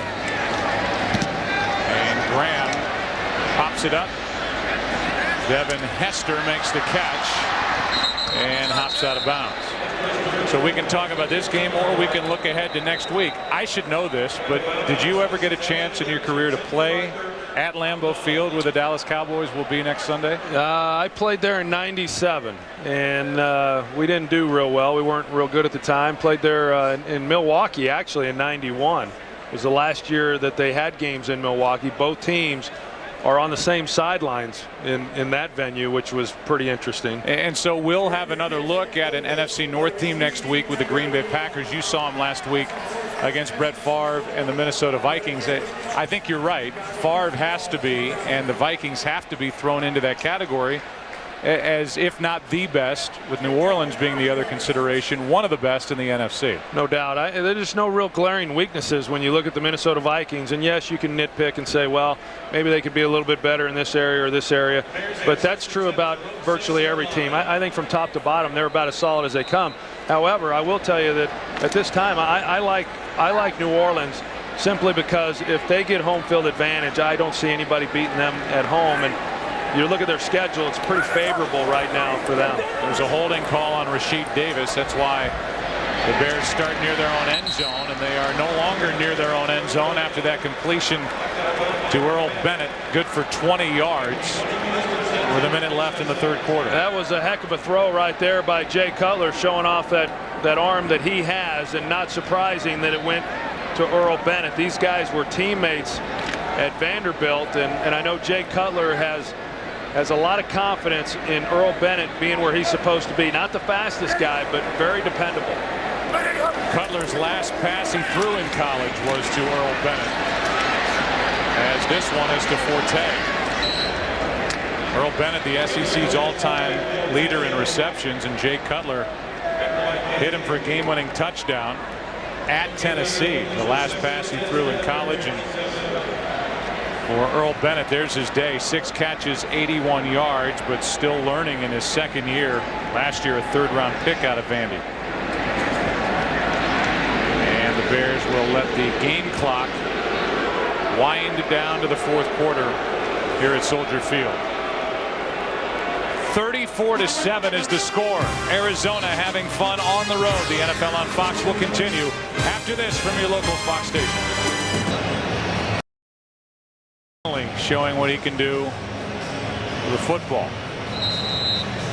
Like one of the Globetrotters, able to spin it on his finger over on the sideline as he's trying to occupy his time with the Chicago Bears trailing by 27. And pass is complete. That's Desmond Clark. Good for 6 yards. And we will see Matt Leinart as we make our way through this fourth quarter. So an opportunity for him, as Kurt Warner, it appears, will sit the rest of this one out. Leinart getting ready. Helmet is on, and right now looking at his defense, trying to make a stop on 3rd and 4. Warner 20 of 29, 233 yards, 4 touchdowns, no interceptions. Threw 5 picks last week at home against Carolina. Here is Cutler, and a completion to Devin Hester. 16 yards to Devin Hester, and a first down in midfield. Jay Cutler's quarterback rating, if you're into stats, is over 100 on the day. 103.9 prior to that throw. His team's in his career 13-0 when he's got a quarterback rating over 100. That'll change one way or the other. Either his quarterback rating will drop down below, and that wouldn't change the stat, or the first loss will go on the record of Jay Cutler as he throws for Hester. The combination these two have been over the last 4 weeks now, and that's 13 yards, another first down. Well, I think that Chicago offensively is actually, as I said a little bit earlier, playing decent. I mean, now you got to score points. They got to finish this drive and come away with some points. But Jay Cutler had been struggling, you know, for the 3 previous games. Even last week, winning that game, didn't play particularly well. Prior to this week, the previous 3 games, 3 touchdowns, 6 interceptions. But he's thrown the ball pretty well. On first down, Desmond Clark gets out of his reach. And Cutler ends up back on a knee back near midfield. 2nd and 10. I'm a little surprised, Joe. One, I was surprised they didn't get a playoff there at the end of that 3rd quarter. You want to get as many snaps as you can when you're sitting here looking at a 27-point deficit. They're not in any kind of hurry up. I'm a little bit surprised by that. And I say that because if you're just going to kind of go through the motions here and finish out this game and see what happens, I don't know that I really want Jay Cutler then out there playing quarterback. And if you're going to try to make a run at this thing, then I think there's got to be a little more urgency in getting some plays run. Here's Forte on a screen.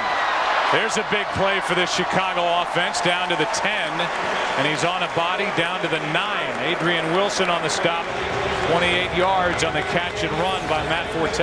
Well, they have had some success now with the screen pass. We saw the one earlier that got called back, but they're getting the lineman out in front, and Olin Kreutz, who's had a tough day today, he's exceptional in terms of his ability to still get out and lead on the screen.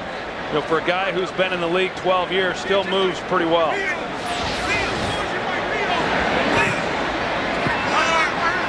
Cutler's over 300 yards on the afternoon, but still only 7 points. Cutler throws, and the pass caught by Olsen. Got his hands around the body of Adrian Wilson. And we saw Cutler, he kind of had to hold the ball for a minute. I think he was hoping that Olsen would just stop at the top of this route because there's a hole right there. Instead, he then has to go past Adrian Wilson, 24, before Cutler can turn it loose. Right there, he wants to throw it, but Olsen stays on the move, and he had to wait till he got to the next window to turn it loose. Now on 2nd and goal, the pass to the end zone for Olsen, touchdown. His 2nd of the day.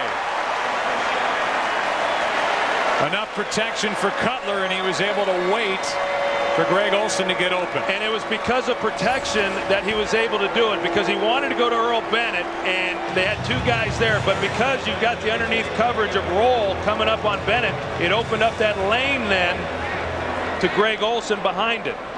And we've seen Adrian Wilson on Greg Olsen a few times here, and that's pretty favorable for the Bears. It has been.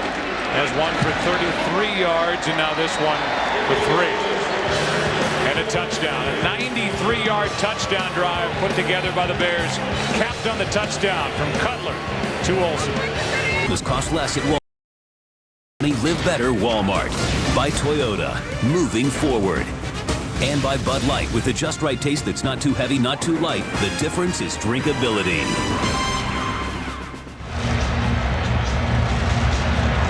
On a beautiful day in Chicago.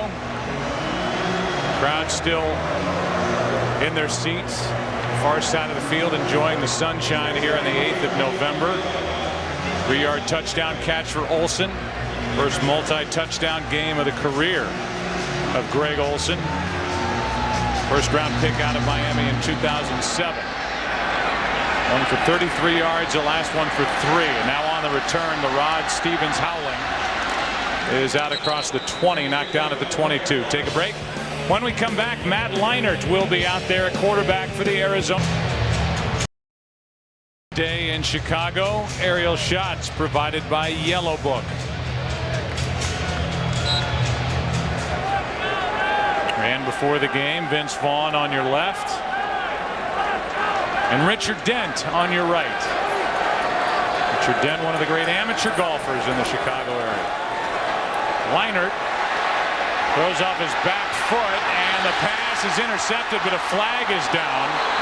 Penalty flags all over. Now they're saying incomplete anyway.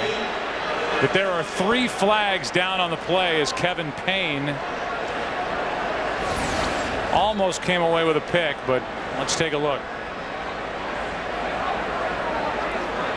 Back to the intended receiver. There's Payne flashing through, and the ball dropped. Defender never got his head around. It could be interference.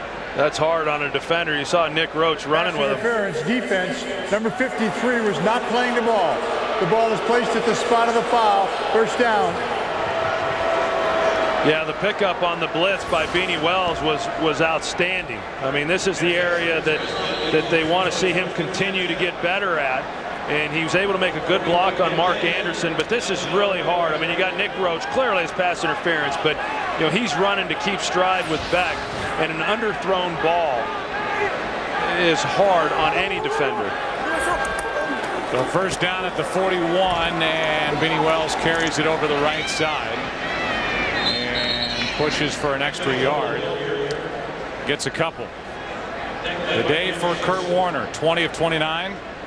233 yards, 4 touchdowns, and his 8th career game of 4 or more touchdowns, and he made it look easy in the first half. Not as easy here in the second half. And Matt Leinart, who was the first-round pick out of USC in 06, who has a career record as a starter of 7 and 9, 14 touchdowns, 17 interceptions. As those numbers for the year: 7 of 10, 45 yards. Hand off to Wells. And Wells is out to the 46. I think after that first down pass that could have been intercepted. Oh, Ken Wisenhunt said, I think we'll just kind of keep this one on the ground and take some time off the clock. And you know, we showed the numbers of Kurt Warner. I thought it was interesting in talking with Kurt about, you know, he said, hey, if we're going to be regarded as a good football team, we've got to be more consistent. They said they couldn't go on the road and win on the East Coast. They did that, but then they followed that up with a tough loss last week against Carolina. Next week, the Cardinals host Seattle, and they know that they need to start putting some wins together and winning some of these games and not losing the games that they're expected to win. Leinart throws for Fitzgerald, and it's picked off by Bowman. Chicago trying to make it a game, and Zachary Bowman is down inside the 30. This game is not completely out of reach. A 20-point game, and Matt Leinart throws an interception. Well, they're telling Kurt Warner to get warmed back up. He'll be coming in. But look at Larry Fitzgerald. He was never looking for the ball. They're like, or he was, but it was not thrown on the timing that Larry Fitzgerald was expecting it. And that ball's got to be thrown up the seam. So a pass that clearly got away from Matt Leinart. And the discussion there, and you saw Kurt Warner kind of nod his head. I'd be shocked if, well, I say that if Chicago scores a touchdown here, my guess is that Kurt Warner's going to be coming back into this ball game. But you know, those are the throws. You know, when you haven't been working with some of these guys like Kurt has in practice, that you don't have the timing down. 20-point game. Cutler and the Bears have life, and that one ends up through the hands of Hester. The 41-yard return after the interception by Zachary Bowman, his second interception of the season. And there's still 9:50 left in this game. There's still 9:50 left, but I still kind of go back to the fact that if this Bears team had shown a little more urgency, earlier in this half, they would have more time on the clock. I mean, it's just now that they're starting to say, hey, maybe this thing isn't over yet. Throw for the rookie Knox. Some blocking in front of him, and Knox brought down by Inch for a roll after a gain of 8. And Olin Kreutz out there once again kind of leading the way for Johnny Knox. I mean, for a center to snap the ball and then get all the way out there and be as impactful as he is, you're going to see him 57 there. I mean, he takes off and then he causes the seal block, creates the seal, which allows Knox then to stay to the outside along that sideline. It's 3rd down and 2.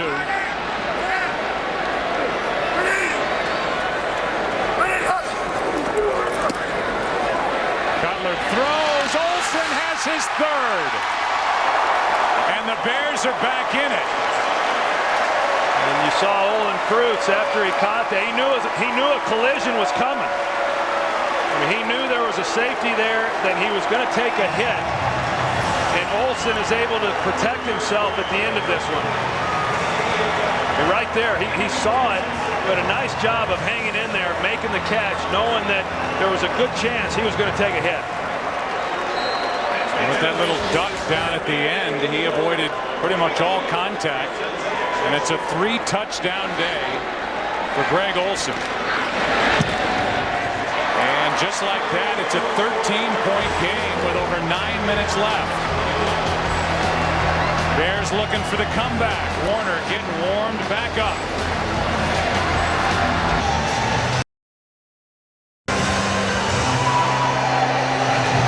We'd like to welcome the men and women in uniform serving around the world, watching today's broadcast in 177 countries on AFN, the American Forces Network. And thanks for all you do. Hope you're enjoying today's telecast, which just got a lot more interesting after an interception of Matt Leinart by Bowman. A quick strike by Jay Cutler to Greg Olsen. Those two have hooked up for all 3 touchdowns. And a game that was 31-7 at the half.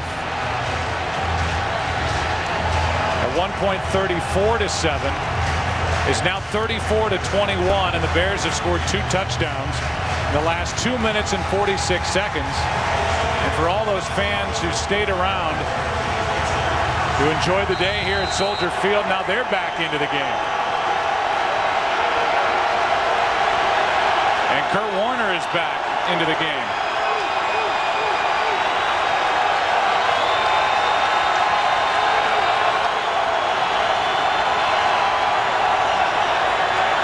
Pass is caught by Fitzgerald, so right back into the action. A flag is down. And a quick strike to Fitzgerald. Personal foul, leg whip, offense number 69. After this is to the goal, we keep 1st down. That's Mike Gandy, the former 3rd-round pick of the Bears back in 2001, and that wipes away the completion to Fitzgerald. Gandy at left tackle against Alex Brown, trying to roll him up, knowing that he had a quick pass. And in essence, what he's trying to do is just get his hands down. That's what you want to do with those defensive ends, but you saw the leg come up, and that's what Ed Hockley saw and threw the flag on. They needed a play, momentum changing, obviously, with the touchdown by the Bears. And who do they go to? They come right back to Larry Fitzgerald on the slant. Fitzgerald on the inside, with Danielle Manning across from him. On 1st down, Warner's in trouble, and down he goes. Ball comes out. Arizona takes it back. Back near their own 5. Gandy ended up recovering the fumble by Warner. For the Bears, they were able to get the pressure finally up front with a 4-man rush off the edge. Ogunleye and Alex Brown, they push Mike Gandy. Brown does right into Kurt Warner. And the Cardinals are fortunate there. Gandy's the one who gives up the hit, but at least he's able to then recover the fumble. It's a 13-point game. Cardinals are backed up inside their own 5, 2nd and 25. A blitz coming. Warner throws incomplete. And now this Bears team has life, and so does this crowd. It's 3rd and 25. Well, those were 3 straight plays by Alex Brown. On this 3rd down play, he goes right through Gandy again, 96, and he gets the push right back into Kurt Warner's face. A good job by him. Anthony Adams on the inside, doing a good job also. Bears fans, and I'm sure the media will say what took so long to get some life with this defense. It's 3rd down and 25. Play clock winding down.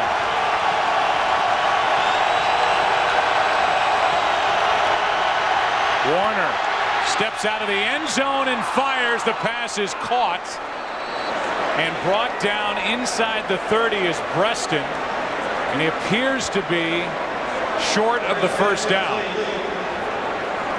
If you look at the marker on the far side, the nose of the football had to cross the 30-yard line, and it does not.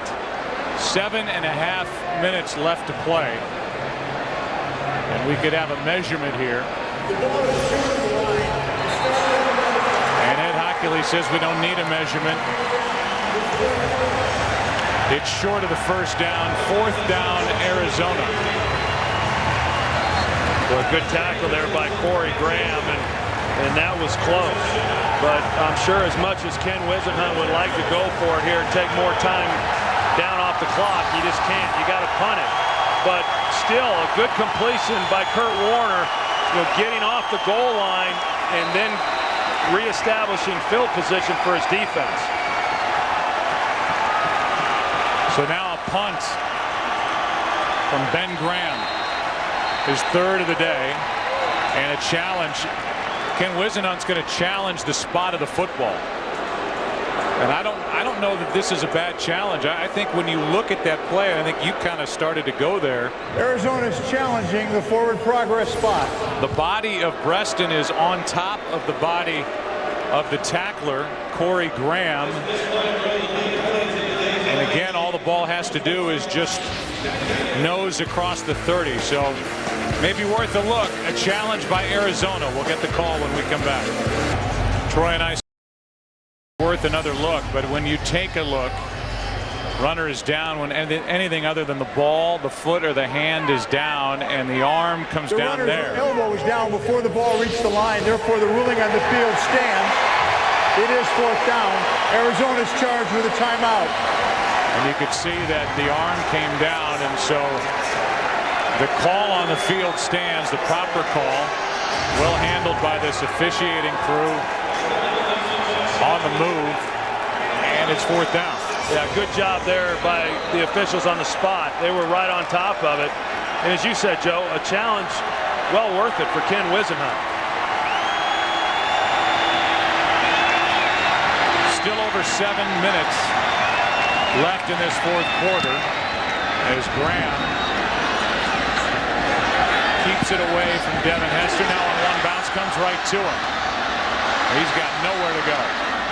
And he's backed up inside his own 20. We go back to the game 3 years ago. No penalty flags as the two teams start to bump and get into each other's faces. Leading by 20 points late in the 3rd quarter. The Cards imploded. The Bears came back and won the game. The Bears are who we thought they were. That's why we took the damn field. Now, if you want to crown them, then crown them. Head coach Denny Green. At least he's making some money off a beer company with that outburst. And it was Chicago winning it on an 83-yard Devin Hester punt return.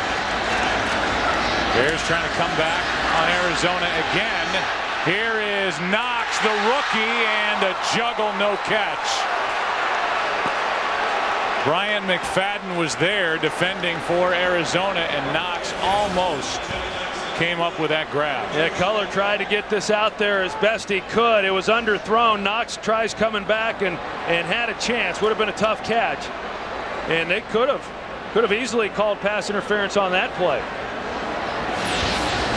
A little bit like what we saw with Nick Roach, the linebacker for Chicago. That is hard on those defensive players in pass defense on underthrown balls. Bears with all 3 of their timeouts left. 6:56 on the clock. 2nd and 10. Down by 13. This one's batted into the air and incomplete.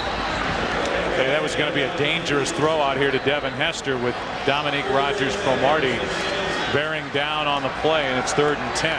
Clark Hagan's got his hand on the pass and knocked it up into the air. So some life here after a dismal first half for the Bears. Trailed 31-3, outgained 320 yards to 74. Allowed 21 first downs and gained only 4 offensively.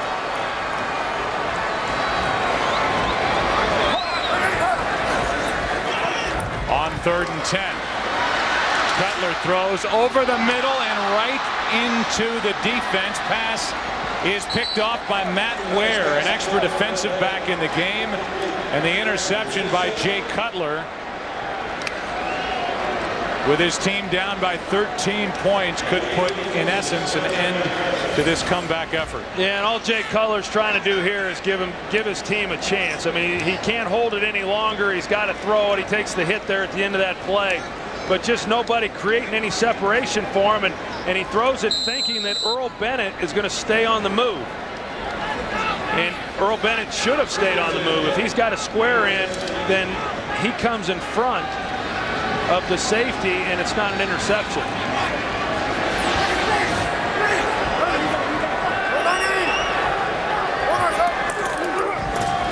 Handoff is to Hightower.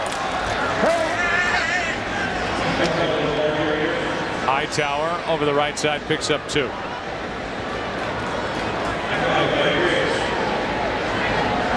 For Matt Ware, 76th game, and it's his first career interception.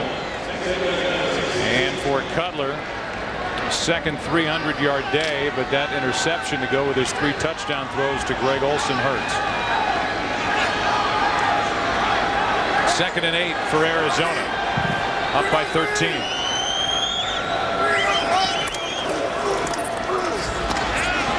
Hightower over the right side, lowers his shoulder and picks up a first down. And right through Kevin Payne in a gain of 9. Well, we talked about it a little bit earlier, but I mean, this guy is running hard today. That was a heck of a collision at the end of that run. Right through Kevin Payne.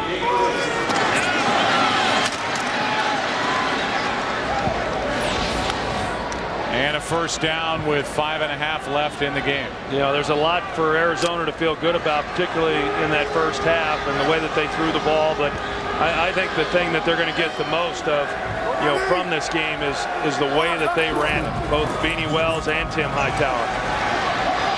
Here's Hightower, cuts up field after starting out to the left and picks up 2. Lance Briggs on the stop. You're paying attention to these scores. Green Bay still leading. Plenty of time left in the game at Tampa Bay in a rather tight game with the Packers and Buccaneers, and Atlanta taking apart the Washington Redskins. There's the difference in the rush yards. Chicago 34 rush yards on the afternoon.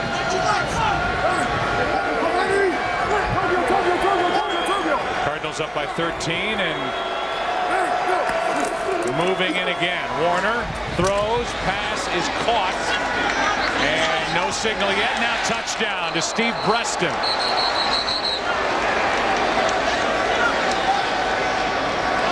So a touchdown is the call, but now the officials get together, and now the ball, by the time it was handled, I think Breston corralled it and got it into the end zone. Well, I think he caught it, and now it's just a matter of once he regained control, you know, was he across the goal line? That I'm not so sure of. I mean, he definitely caught it, but I'm not so sure that it was a touchdown.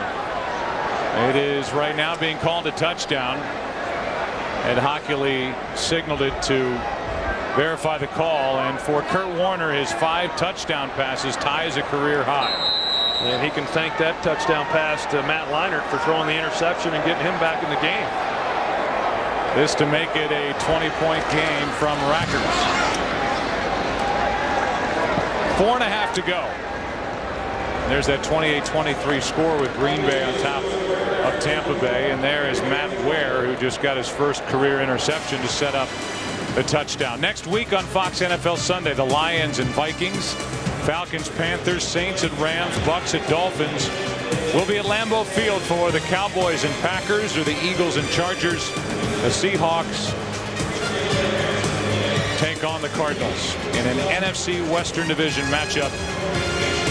And the Arizona Cardinals appears will carry with them a 5-3 record, and a moment of consolation for Matt Leinart after throwing that pick. Yeah, and I mean, his expression said it all. I mean, he's frustrated. The guy came here to be the franchise quarterback, and it hasn't gone as well as what he would have liked. And now he'll be going back in the game, assuming that Arizona gets the ball back, and that's in light of the interception. I can understand where he would have some reservations about going back in and playing, but it'll be interesting to see what happens with Matt Leinart when Kurt Warner is done, whether that's here in Arizona or somewhere else, as far as whether or not he goes on to be a productive quarterback in this league. He certainly has the skills to do that.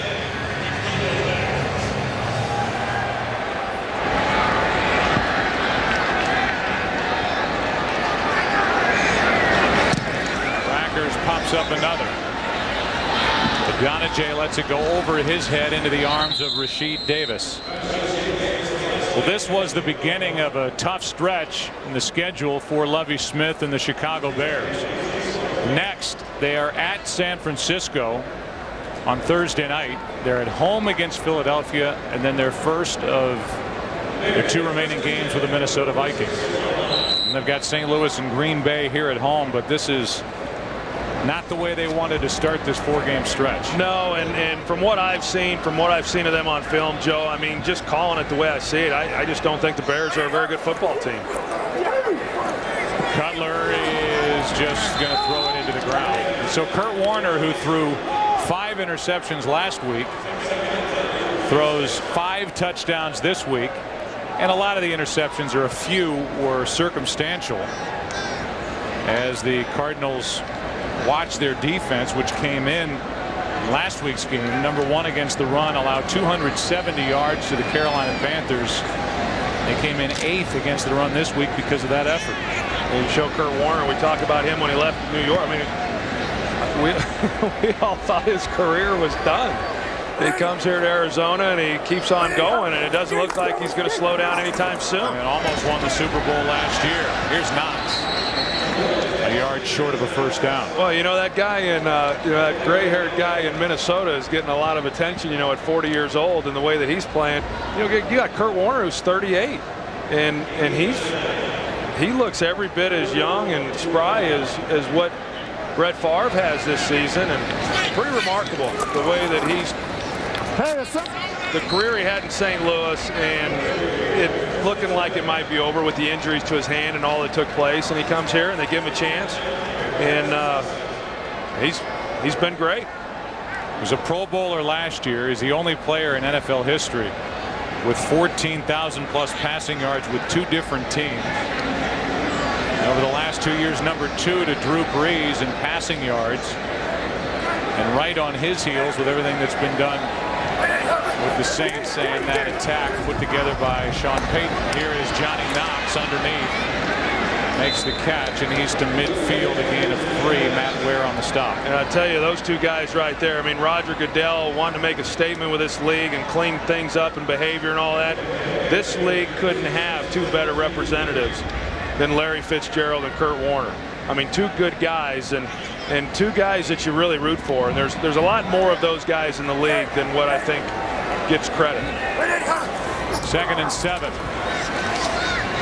Cutler is going to run and post out of bounds for the Chicago first down. Talked about next week for Arizona, and they should have a healthier Anquan Boldin. They host Seattle.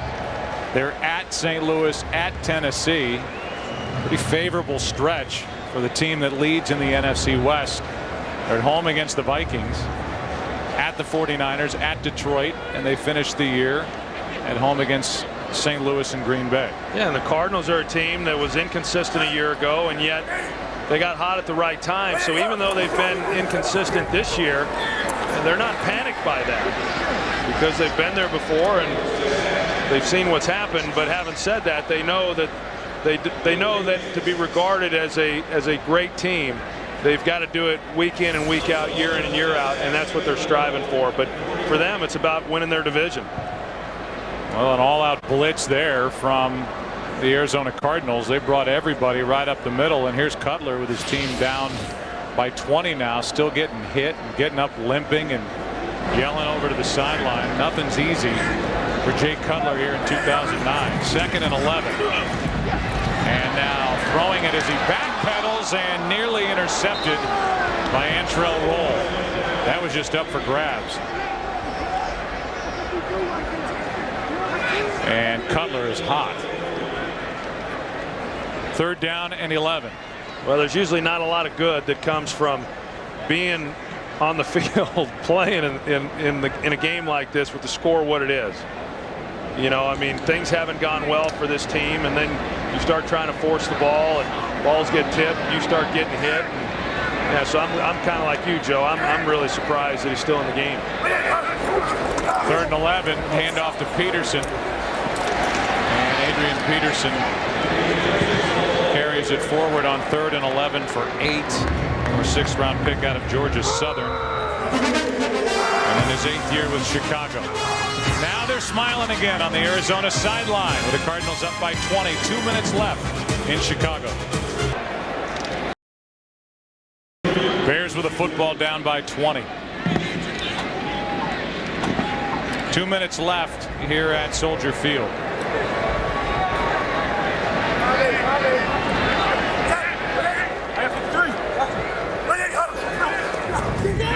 Blitz coming from Arizona. That's off the hands of Devin Hester across the middle.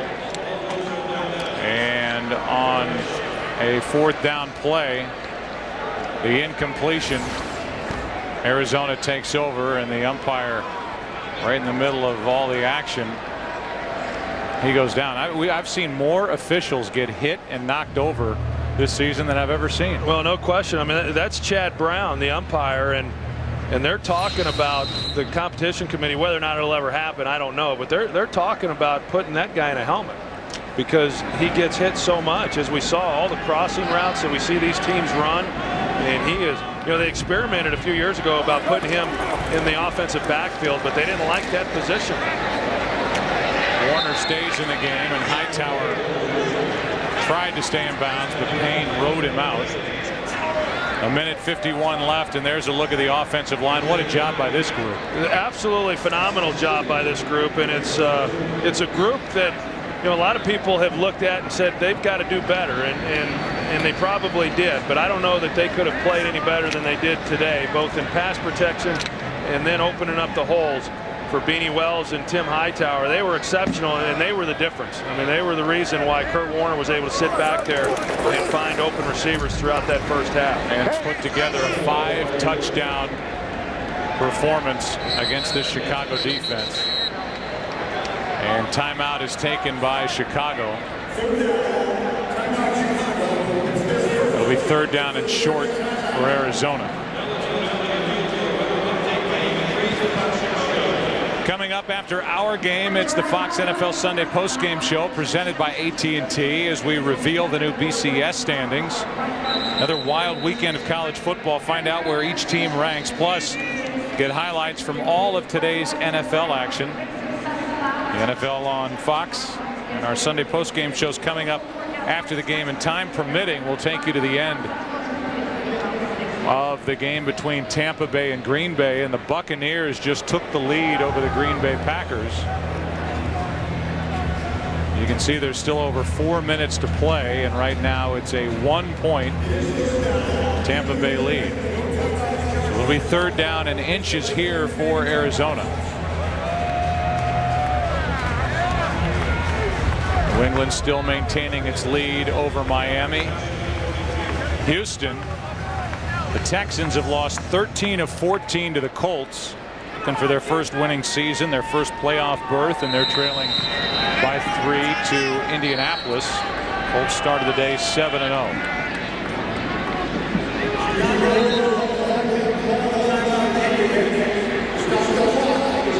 It's a 3-point game now with Tampa Bay leading Green Bay 31-28 with 4:14 left.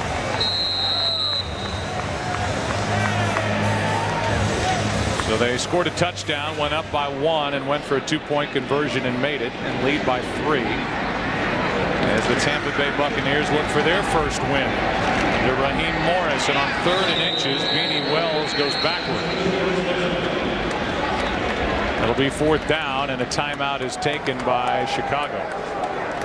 I think normally right there you would have ran a quarterback sneak. My guess is they just don't want to get Kurt Warner hurt or hit any more than he needs to. And had they been able to pick up that first down, they just take a knee and run out the clock.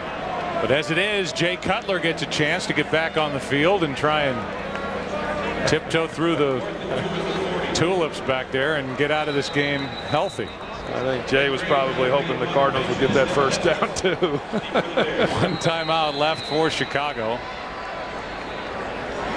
If he even does go back out there, guess so. And it's been another painful day physically for Jay Cutler, who's hit a lot.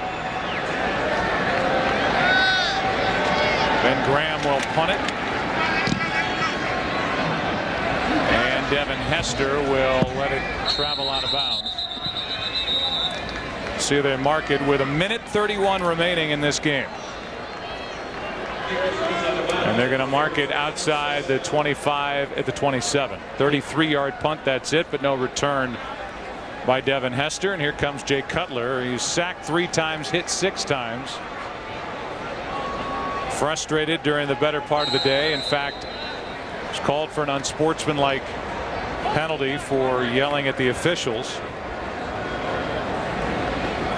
And his Chicago Bears are looking at a 4-4 start. Here is Bennett.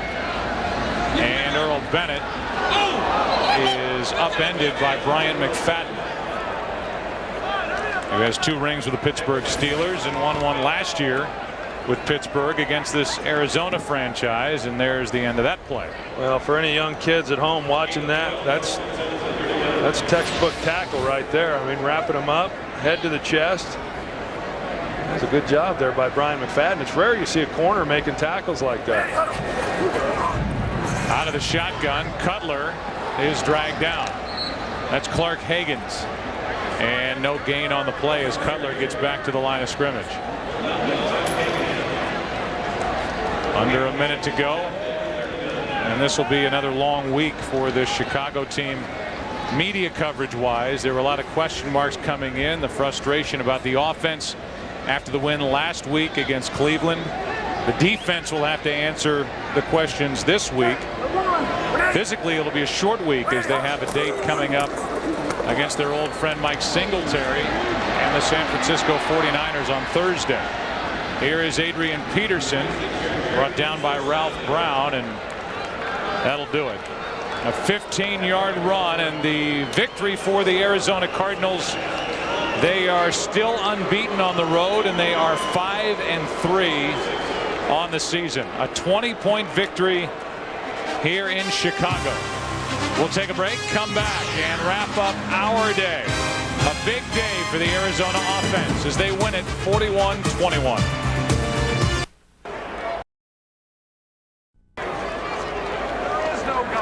It's a 41-21 victory for Arizona. And the 7-word recap brought to you by the new simplified Windows 7. Troy, we're going to simplify this game to 7 words. Arizona Cardinals continue road mastery this season. And they are 4-0, first 4-game road winning streak since 1982 when they were the St. Louis Cardinals. We will send it back to Los Angeles. And Chris Rose and the gang back in the studio. It's a 41-21 win for Arizona. They're 5-3. The Bears 4-4. Some of them will appear Store, keep them clean.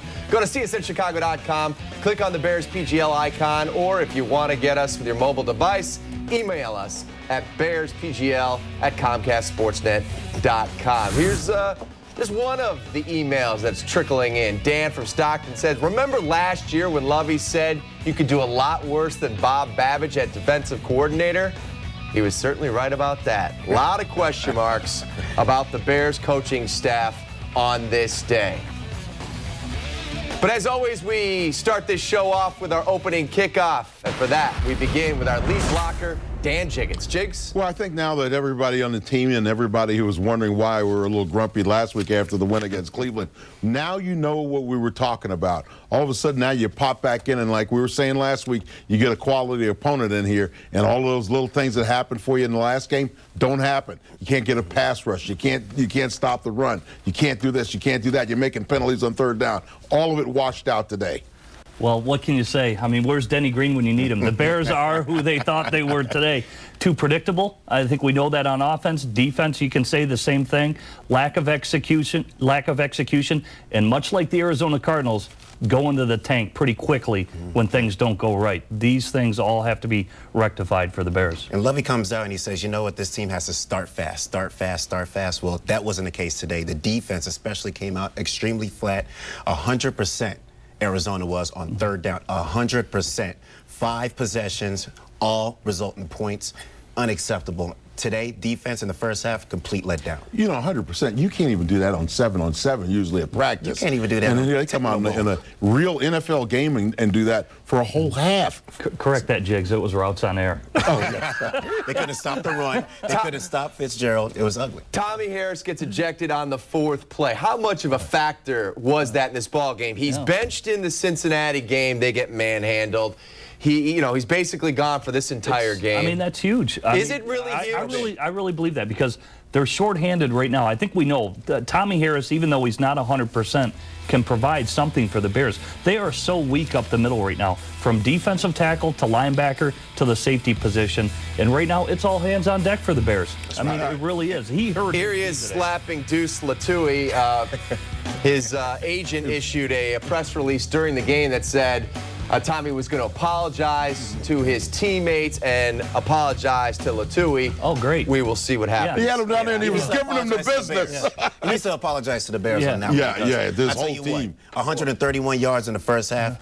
You know what? If Tommy was there, I don't know how this could have went. They would have had about 120. You want to get back at Deuce Latui, and Jigs, you can touch on it. Say, you want to know what, big boy? I'll see you in 45 seconds when the clock's down, and I'm going to work your fanny for the next 50 minutes of this ball game.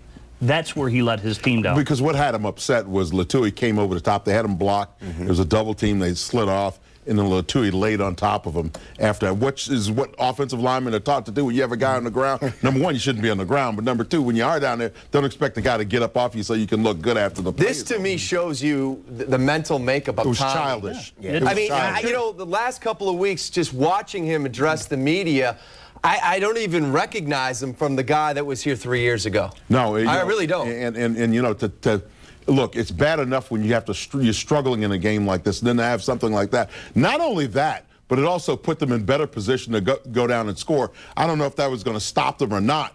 But the fact of the matter is an additional 15 yards. You take a guy out of the defensive rotation, you hurt your football team, and then the rest of the day, well, that's on the other guys because everybody's got a little bit of blame on this one, from the head coach to the guys that were calling the defensive signals in to the guys that were executing on the field. You got destroyed, and now figure out a way to get out of it. Kurt Warner looked a lot like Carson Palmer from a couple of weeks ago when the Bears were in Cincinnati. Take a look at the first half comparison between the Cardinal game today and the Bengals game 2 weeks ago. Both teams scored 31 points in the first half. Total yards, 320 for Kurt Warner and the Cards. Third down conversions, 4 of 5 for the Bengals 2 weeks ago. The Cards, a perfect 6 for 6. Again, Tommy Harris was out that game. Look, I think he would have helped things out. He would have helped matters out for the Bears defense. They didn't lose that game just because Tommy Harris was definitely not. At the end of the day, all you're going to do against Kurt Warner, he's too good against the blitz. Even last week with the 5 interceptions, 3 of them were tipped balls. It's not like Kirk threw them into harm's way. They were tipped footballs. But what you have to do against quarterbacks like Peyton Manning, Tom Brady, Kurt Warner, you have to pressure them to take them off their mark. It's not about getting a sack or getting to them and getting them down. It's throwing off the timing of the pass play. And you're right, even without Tommy Harris, the Bears could not do that in the one-on-one. Because the one thing that was real clear is there was no. I think I can count on one hand the amount of pressures that were brought to bear on Kurt Warner today. And when you're right, when you leave a quarterback like him out there to his own devices, he's going to destroy you, and that's exactly what he did. And they were without their best receiver, Anquan Bolden, oh, by the way. Troy Aikman had a lot of strong comments throughout this game. I really enjoyed listening to him on Fox. He said, quote, not a very good football team. You really can't argue with that comment. The Bears are not a very good football team. No, you know, you look back on the Cincinnati game, you look back on the Cleveland game and what didn't transpire there, and then you look at this game, the trend is going the other way for this football Chicks, look team. at their wins. Detroit, 21 all. Personnel-wise, they've got a lot of Seattle, they needed the missed field goals. Pittsburgh, okay, well, Pittsburgh's a quality team, so I'll give them that. Yeah, see, I'll argue with Troy Aikman this. Is he going to say that about the New York Giants? They were 5-0. And then they just lost 3 games. But here's the thing. You can point to Eli Manning's injury as a reason why that team is struggling. Jay Cutler is set to address the media. Let's go live to Soldier Field after the loss.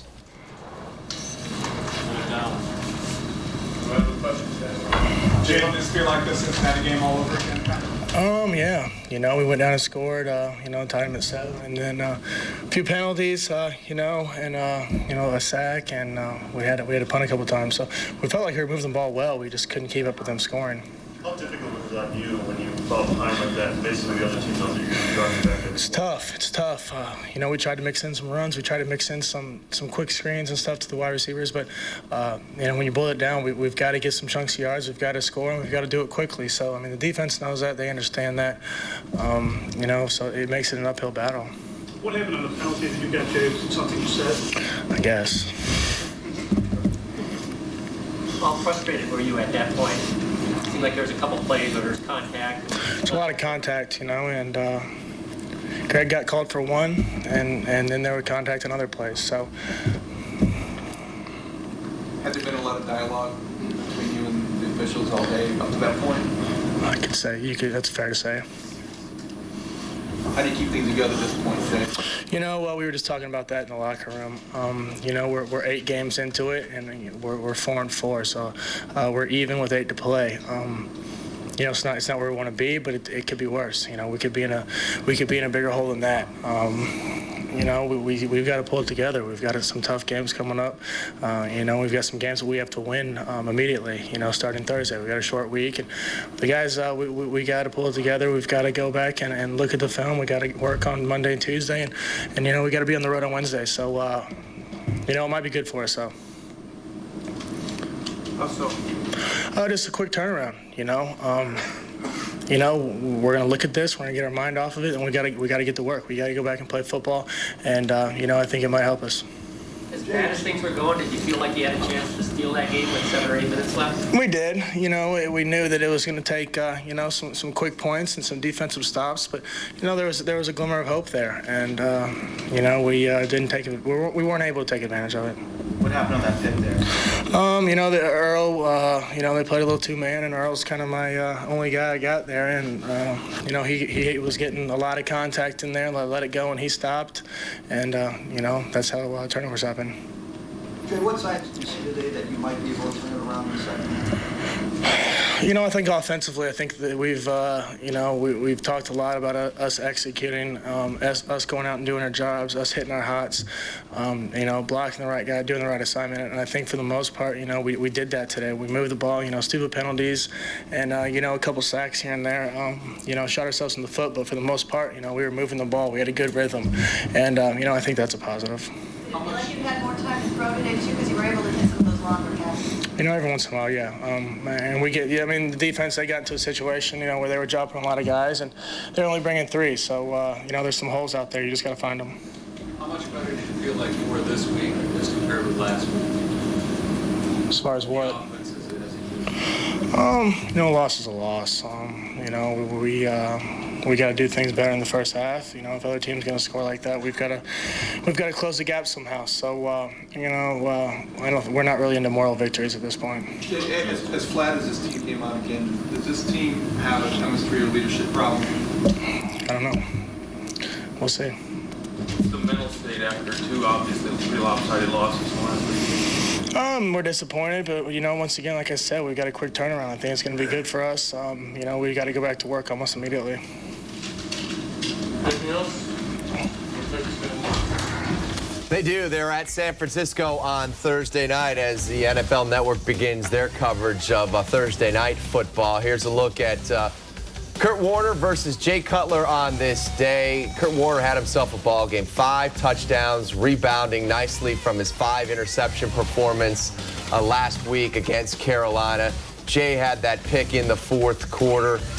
Even though they got to within 13 points, it seemed like that was because they put Leinart out there. They just seemed like they were ready to jump on a flight and get back to the desert, to be honest with you. One thing that Jay mentioned was getting some defensive stops. It's just like in an NBA game. If you don't get some defensive stops, you can score all you want in that second half and you're down 21, 24 points going into the break, and it's not going to make any difference. Lovey is set to address the media. Let's go live to Soldier Field. Of course, disappointing loss. Has 6-game home winning streak going here. We know the importance of the football game. Don't have a lot of reasons to give you why we play that way. I know we're a better football team than that, but of course our play didn't say that today. Can't get behind like that defensively. The first half, couldn't get off the field on third down, but just our entire play throughout, was bad. You can't lose a player like Tommy Harris. Tommy has to be smarter than that. Can't get himself thrown out of the football game. That hurt our football team. But from there, we had a lot of opportunities to make plays, and they made the plays that they needed to. Offensively, we moved the ball in a passing game at times. We did some good things. Of course, after we made the comeback, and I'll say that was good of our team to come back, to get ourselves back in position. Crowd stayed with us and helped us get back in position there at the end of the game. But, it wasn't meant to be for us. We have some soul searching to do right now on a short week. But it's a halfway point of the season, and we're 4-4. We do have a lot of football left to go. We're not happy about how we're playing right now. We know things have to change, and but if they do, we still can accomplish our goals. Injury-wise, Charles Tillman and Al Afalava both went down with shoulder injuries. I'm trying to think of who else. Garrett Wolf also. Whenever, guys don't finish the football game, of course, it's tough, but we'll have to pick it up and go. Take your question. Orlando Pace. Right now, I don't know anything about Orlando Pace. Coach, what was Tommy's explanation to you for what happened out there? Didn't really get a chance to get a good explanation. He punched a guy. Once you get thrown out of the game, you have to leave immediately, and we had to play. We couldn't stop to really talk to Tommy a lot. But we saw the results. Punched the guy, got kicked out of the game. That's bad. Did you talk to him after the game? I haven't had a chance to right now. Talked to the team and came in here. That was a lot more important than talking to him. I know the results from there. It's nothing Tommy can really tell me. He got kicked out of the football game for punching a guy. If you can't pinpoint the reasons why they happened, can you fix it? Sure, we can fix it. First off, you need an opportunity to fix it. And for us, we're halfway through the season. And as I see it, we didn't finish. It's like going in a game and you played bad ball right at the end of the half. Now you have a chance to regroup quickly. When you play a game like this, you want to play almost immediately. That's the good thing about this week of having a chance to play the 49ers on, this Thursday night. We have a lot of character on our football team. We realize where we are right now. We'll come back ready to go this week. Bobby, it's been a strange couple of weeks for Tommy Harris. Do you fear that he's just lost it? No, he lost it today. That's all we can go on reality on what happened. Tommy got kicked out of a football game today. The week before, he played pretty good. We need to get the first step, of course, is to keep him on the football field and then see what happens. What do you attribute to the last 3 weeks defensively? I think they've scored 6 straight possessions. And what do you kind of attribute that? Not making plays on third downs. I know that's pretty simplified answer, simple answer to your question, but you have to get off on third downs. We had opportunities, a lot of opportunities, just didn't make a play. Were you guys playing maybe a little too lax on giving receivers too much cushion on third down? No, I can't say that. It's a combination of both. Number one, you have a great quarterback that had a lot of time, and when we made him get it, get the ball out quickly, of course we couldn't cover him. Give them a lot of credit, though. We're talking a lot about what we didn't do. The Cardinals didn't play as well as they needed to last week and lost a tough game at home, and they came back on the road this week. Hopefully we can follow that same formula. Lovey, it's not your call, but would you anticipate that the league will suspend Tommy?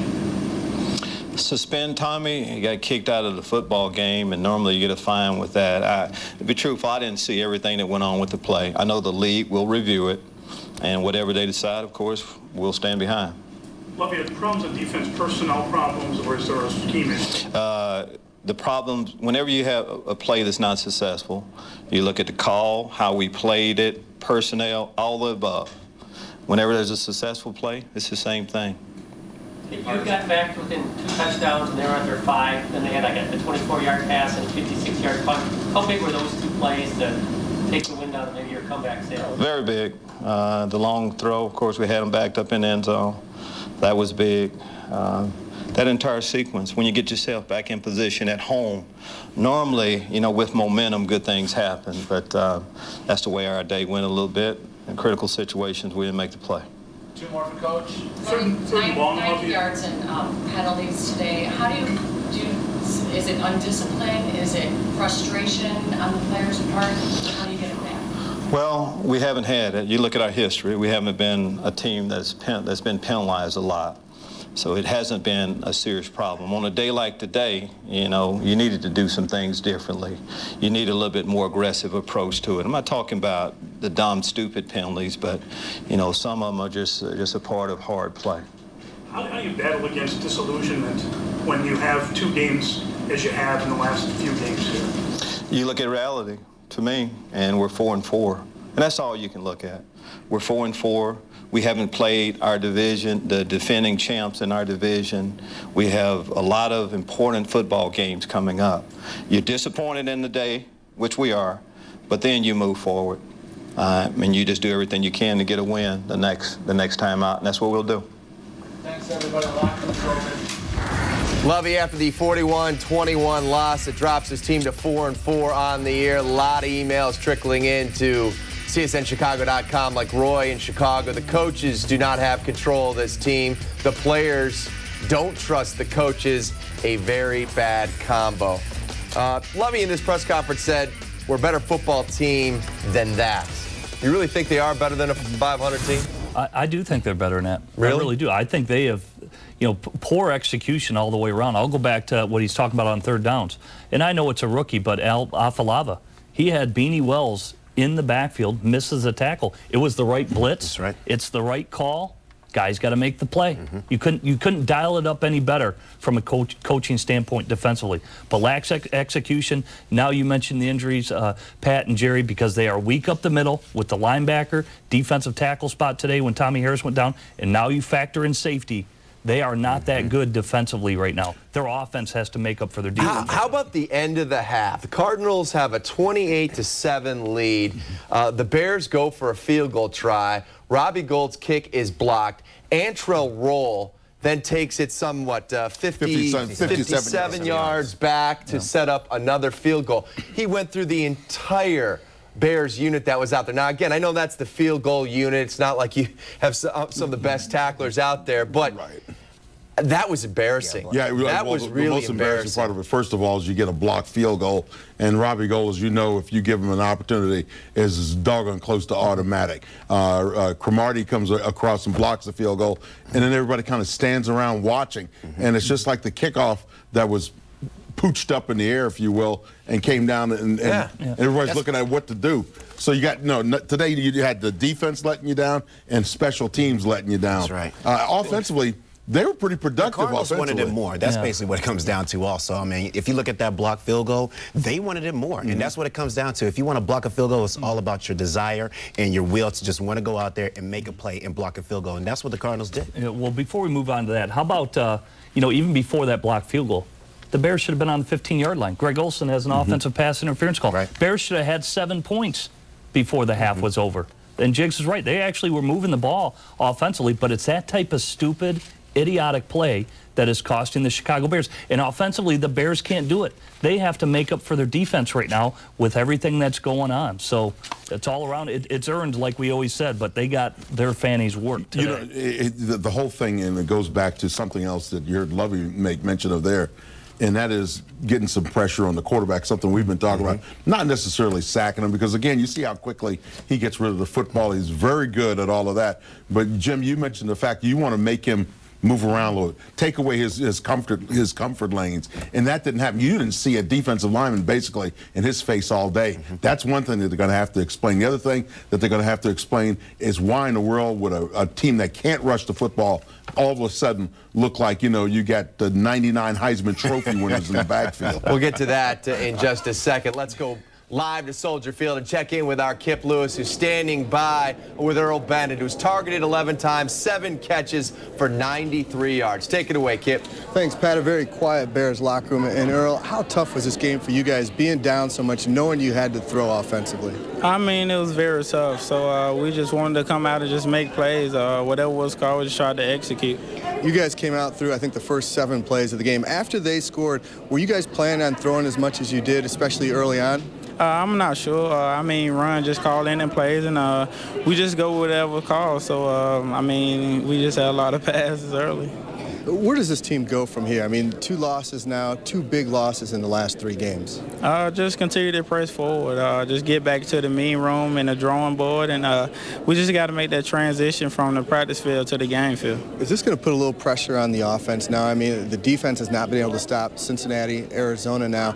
Does it put a little more pressure on you guys to execute? I know you guys have talked about execution consistency all week. I don't think it put any extra pressure. I'm pretty sure our defense will step it up and be ready for this Thursday against the 49ers. So we just got to get back at practice and just continue to execute whatever given to us on offense. You mentioned Thursday. How difficult a week is it going to be for you guys? You have to come back Monday right away, start working on San Francisco. You come back Tuesday, fly out Wednesday. Yeah, short week. You just got to get off your feet, rest as much, and just mentally prepare yourself for this game and just get ready to go Thursday. What was the mentality coming into this game for this team? You know, you guys talked about it this week, that you knew it was a big game, an important game if you want to get into the playoffs, and yet it seemed like as a team everyone came out a little bit flat. Yeah, we just wanted to come out and make a statement early, but unfortunately we weren't able to. But we just got to pick ourselves back up this week. Like as you mentioned, a short week, and we just got to get this victory this Thursday. All right, Earl, appreciate your time. Guys, if you got any questions for Earl, he has got his earpiece in as well. Hey, Earl, one thing that I'd like to ask is Dan Jiggins. When you have a quarterback in a situation where, you know, he has to move around a little bit, because we all know Jay's pretty good at sliding around in that pocket, what are the rules that you guys are taught when you try to uncover in a scramble situation? What are you supposed to do? I mean, we just sought to follow him. If you're on the backside of the play and Jay rolls, if you're on the left and he rolls to the right, just try to move with him, get in his vision. If you're on the side to him, you just work the sideline. If you're in the middle of the field, you just continue to work with him and move whichever way he goes. So those are our scramble rules, and we just try to, help Jay out.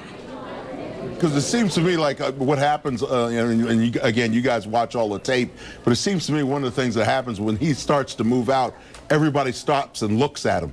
And that to me is a problem. There's no assigned way that you're supposed to go, any assigned route that you're supposed to run after that, right? Yeah, it's nothing assigned. You just have to move with him and just try to figure out which way he's going to go and just try to get in his vision.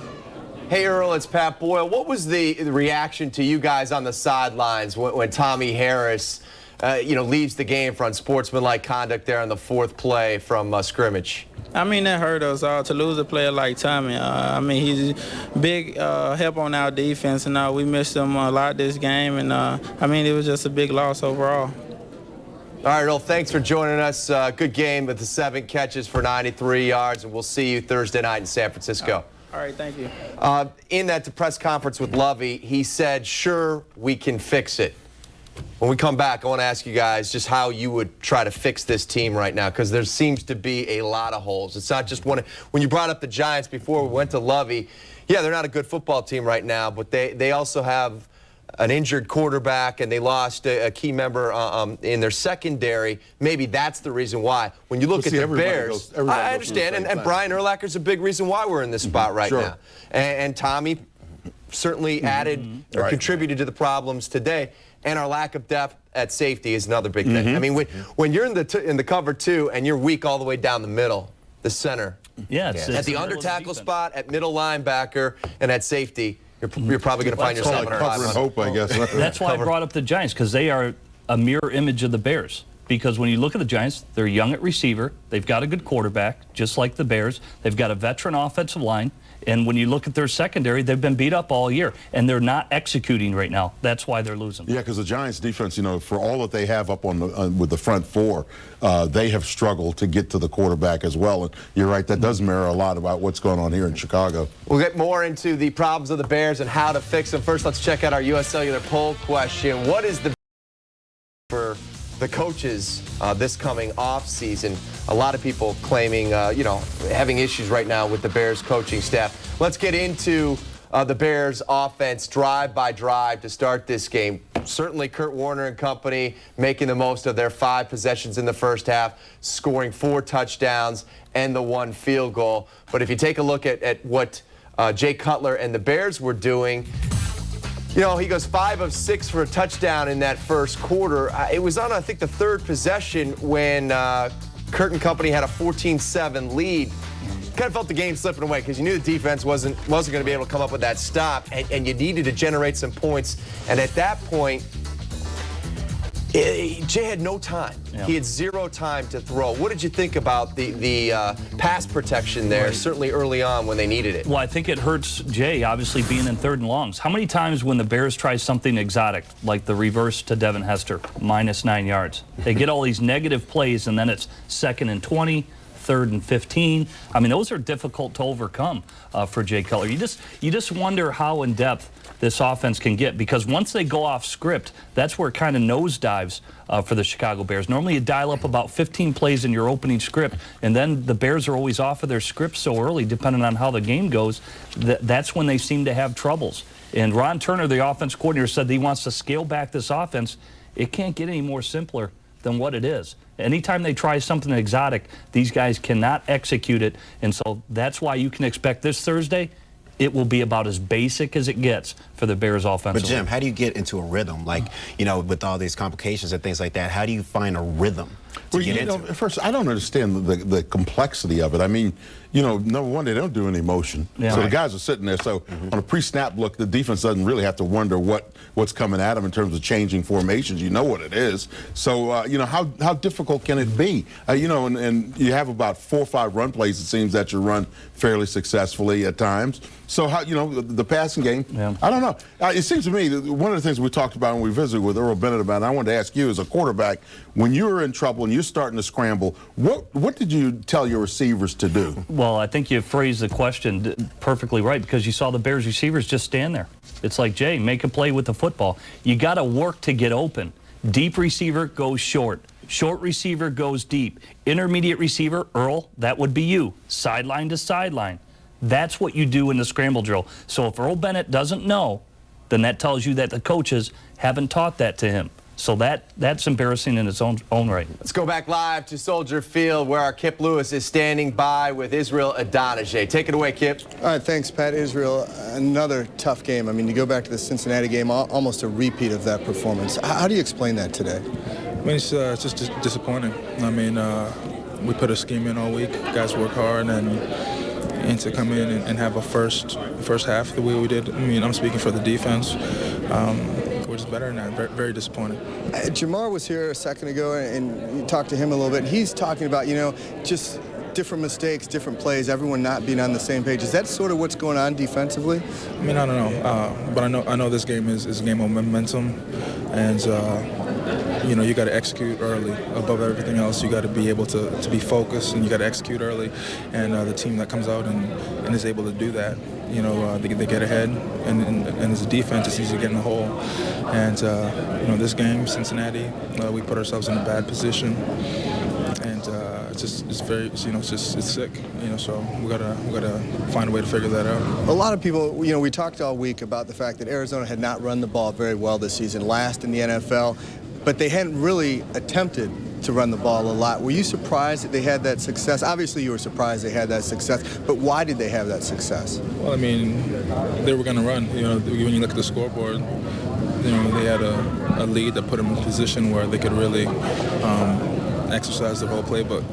They could run whenever they wanted. They had a lot of options. And for us, we have to, stop the run first. Hopefully you get in a situation where you force them into a passing situation. You let your rushers kind of pin their ears back, and that's not what happened. You got a lot more plays today because of what happened with Tommy Harris. What happened with that, if you saw it, and how did that affect you guys defensively, especially up front with the rotation? I mean, Tommy's one of those guys, we need him in the game.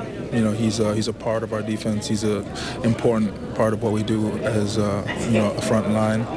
And we need him. So when what happened, I'm sure, the play before, that guy had kind of gone after him.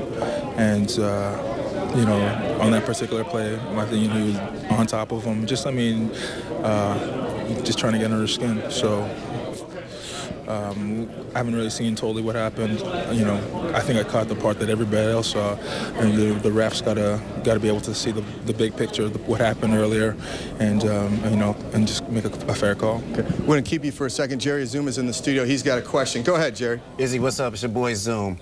Now, there's a lot of trouble in the first half with the Bears defense. What did Lovie say at halftime? Take us in the locker room on that. Oh man, he was furious, and you just. Even for myself, listening to him talk, he's exactly right. I've been here 7 years. I've never seen our D play this way. Play with this style and just give up so many yards and not play like we did in that fourth quarter. I mean, for a second there, it was just. We turned it on. Guys were playing how we're used to playing. So, he was just. He was. Real vexed. He got out and said, "Hey." We have a hole we got to fight out of. Start playing our style of football, defense. I don't know what that was the first half, but let's go back and let's play like we know how to play.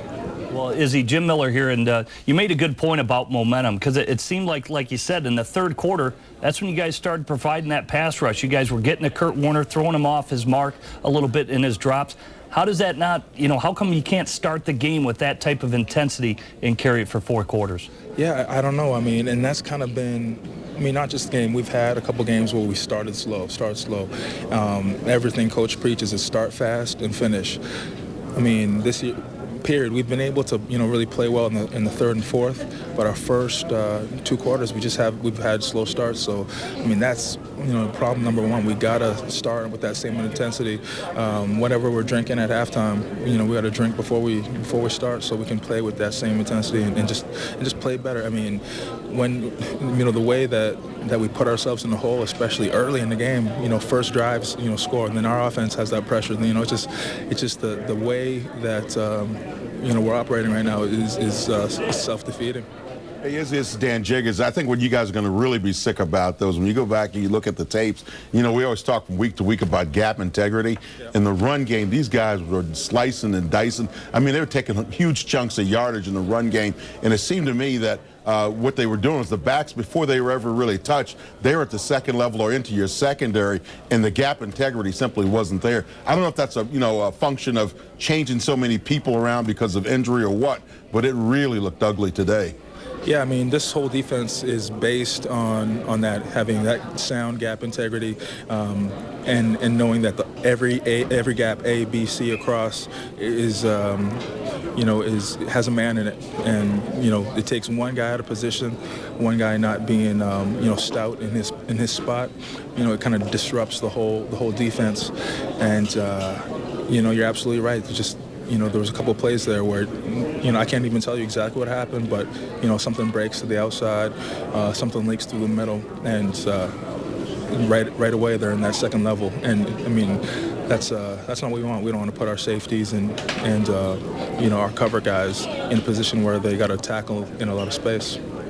Izzy, it's Pat Boyle. I know every team in the NFL has to deal with injuries.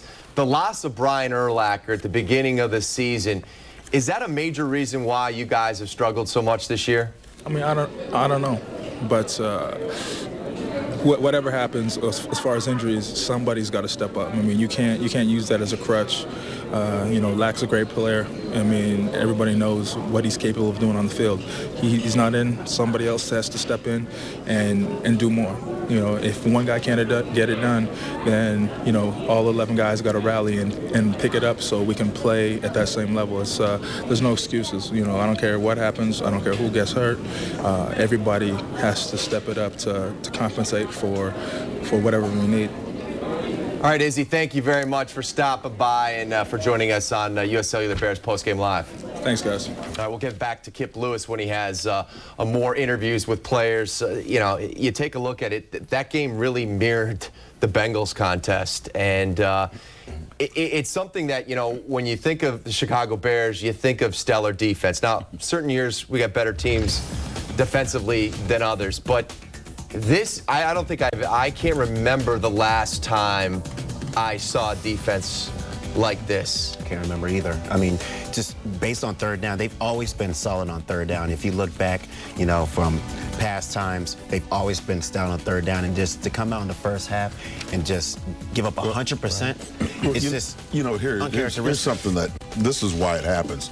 23 yards, 13 yards, 11 yards, 13, 13, 13, 11, 11, 14, 21. I mean, it goes on. And this is what we're talking about. This is just in the first quarter. And that's why something like this happens. We talked about two things: rushing the passer, disrupting his flow, happened a little bit in the second half. The other thing is stopping the run, staying in your gaps and making sure that you take care of what you've got to take care of and not worrying about somebody else's job. That didn't happen in the first half. And that's a great point, Jiggs, because this is the last place rushing offense in the NFL. And it wasn't the great passing game that set up the rushing attack. First series, Hightower, 13 yards. First series, Beanie Wells, 6 yards. Second series, Beanie Wells for 13. Hightower for 11. Wells for 5. Yeah. They were gashing them, and you're right. They were out of position. Guys were missing tackles. Afalava missed a tackle. And again, I'll go back to Tommy Harris. He played well a week ago. We know he's been, you know, up and down all year long. But here's the thing. You have to think of it like offense. When you lose a player like him defensively, that whole package is gone defensively. Your games, your twists, your stunts, all that stuff is thrown out the window. And then you saw the Bears reeling from there. Lovie Smith pressed on it in his press conference that was a big loss for Tommy Harris in this game. He let down his teammates today. He really did. We can also talk about the corners, too, because I would have thought that they would have came out and been a little bit more physical, especially on Fitzgerald. Now, they tried that, and they actually got burnt a little bit. But there was other times where they got caught up in zone coverage where Fitzgerald was wide open. You know, so they have to tighten those things down, especially in their cover 2. Linebackers have to probably make their drops a little bit better. There was one time in cover 3 where Daniel Manning was a curl flat player, and Fitzgerald just came right behind him. He has to look this guy up all the way and take that throw away. And plays like that will basically hurt you. Well, you know, it's funny how the game of football, you know, they always say, is a game of inches. It really is. When you think back to some of the plays that were made to Fitzgerald and those guys, the linebackers were getting in their drops, jumping up, putting their hands up, and the football's that far away from their hands. The end result is, though, it ends up in the hands of the receiver. I mean, those are the kind of things that were going on today. Time for another break here on U.S. Cellular Bears Postgame Live. When we return, John Moon Mullen will join us. He's been inside that Bears locker room. He'll tell us what was being said and what you can read coming up on csnchicago.com. And sharp today, especially on those field conditions, running their routes and getting to the right depth. So, you know, it was. I think we were very efficient in the first half. Well, I mean, I'd also like to say, you know, compliment the Bears too, because they played hard and they came back. And the last thing I'll say is we didn't let them off the hook. Ken Wisenhunt doing a little Denny Green for us, 2009 style. I guess you could do that when you win by 20 points. Time now to head back to Soldier Field and bring in CSNChicago.com writer John Moon Mullen. Well, we just saw Ken Wisenhunt having some fun right there with the media, doing his best Denny Green impression. I'll tell you what, the Bears did their best impression from the Bengals game a couple weeks ago. It looked eerily similar, Moon. You know, it was, and if there's a concern here, you know, Hunter Hillmeyer even this week acknowledged that there was a shake of the confidence from that game. Well, if that shook their confidence, what does this one do? You know, the 21 points may look good on the scoreboard, but this game was long over. I mean, Matt Leinart was in the game. So the tenors seem to be embarrassed. Nobody's swaggering. Nobody's saying, we just got to get back to the practice field and practice harder. You know, miserable. The words were really much darker than after Cincinnati. What's the deal, Moon, with Tommy Harris? Embarrassing what he did on the fourth play from scrimmage today, regardless of what happened before that. Well, I didn't see whether he used a rip or a swim, but he got out of here really fast. You know, kind of the take on Deuce Latui, guys were telling me privately that they had been told by colleagues around the league that this guy will push the edge, push the rules envelope, a little leg whip here, a little cut there, kind of like a typical offensive lineman. Right, Danny Jiggets? Oh, absolutely. Nothing wrong with pushing, you know, it's a survival skill. Yeah, so there may have been a little bit of an edge to the thing. Nobody could remember him talking to Tommy, but they said this is definitely a guy who comes out with the eye to getting under your skin, and he certainly did with number 91. John, can you remember a Bears defense that has so many problems in your recollection? Have you seen a Bears defense that's this porous? Actually, the sad part is yes. In fact, I did some looking. This is the first time since Dave Wanstead's second year that an opponent has scored 40 or more points twice in a season. And this has happened twice in 3 weeks. So, you know, very concerning, and I'm not sure it ever has been that bad.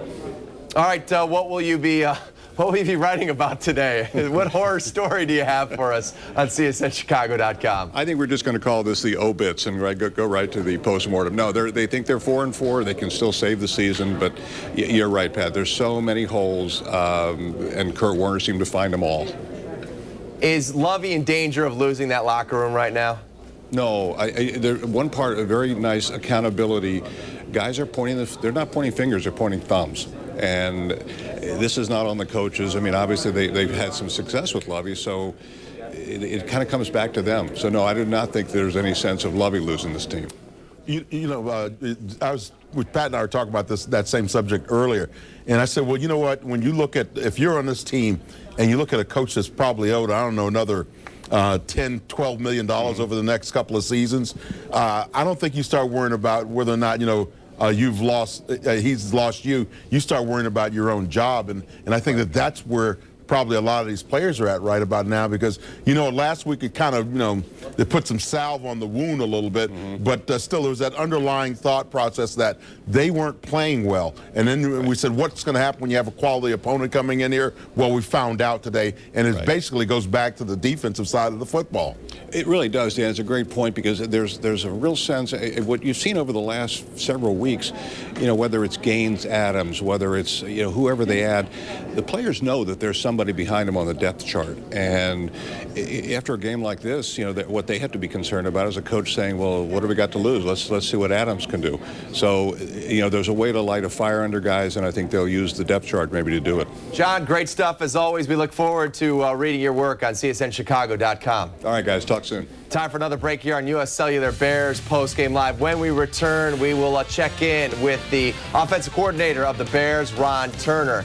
Here is our poll question. What is the Bears' biggest issue right now at 4-4? Is it the coaching? Is it the personnel? Or is it both? Go to CSNChicago.com. Vote away. We'll have the results coming up later in the show. Handles on the screen. CSN Boyle, Jerry Azuma, 15 Miller, CSN Moon Mullen.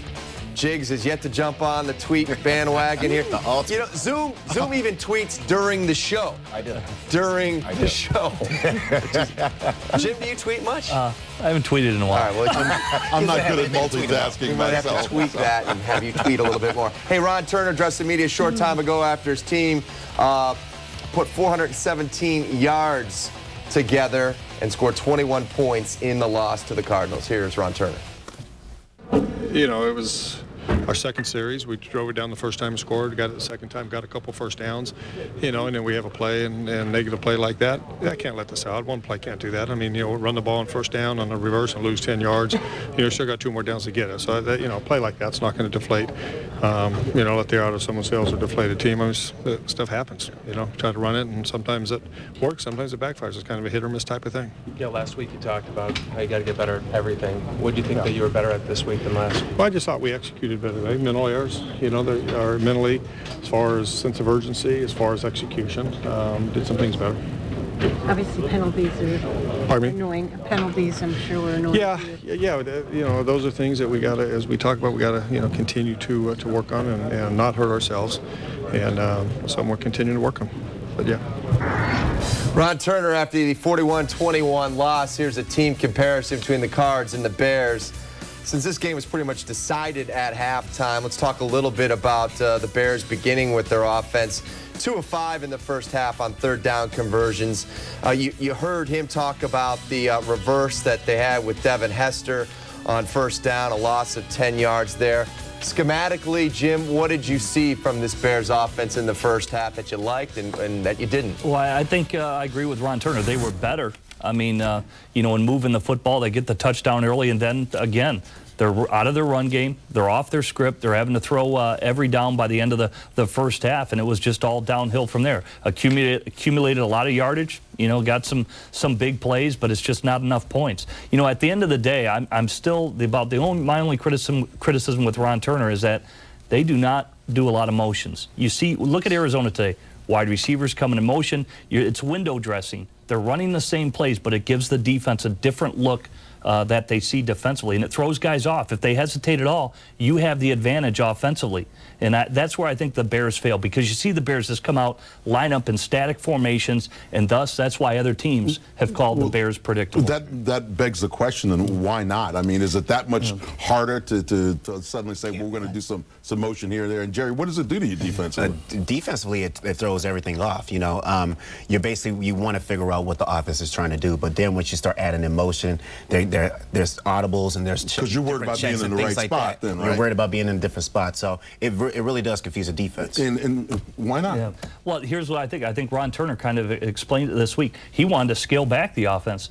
So that tells me these guys that lose me. But that's what I'm saying. That means scale back an offense that is bland as can be. It tells me that, well, here, every time they try to run a trick play, it backfires. Right. So they can't handle the volume that's there or anything exotic at all. So if they can't handle that, he certainly can't throw in motion, because they actually had an illegal snap today when I think about it. So that is a problem for the offense.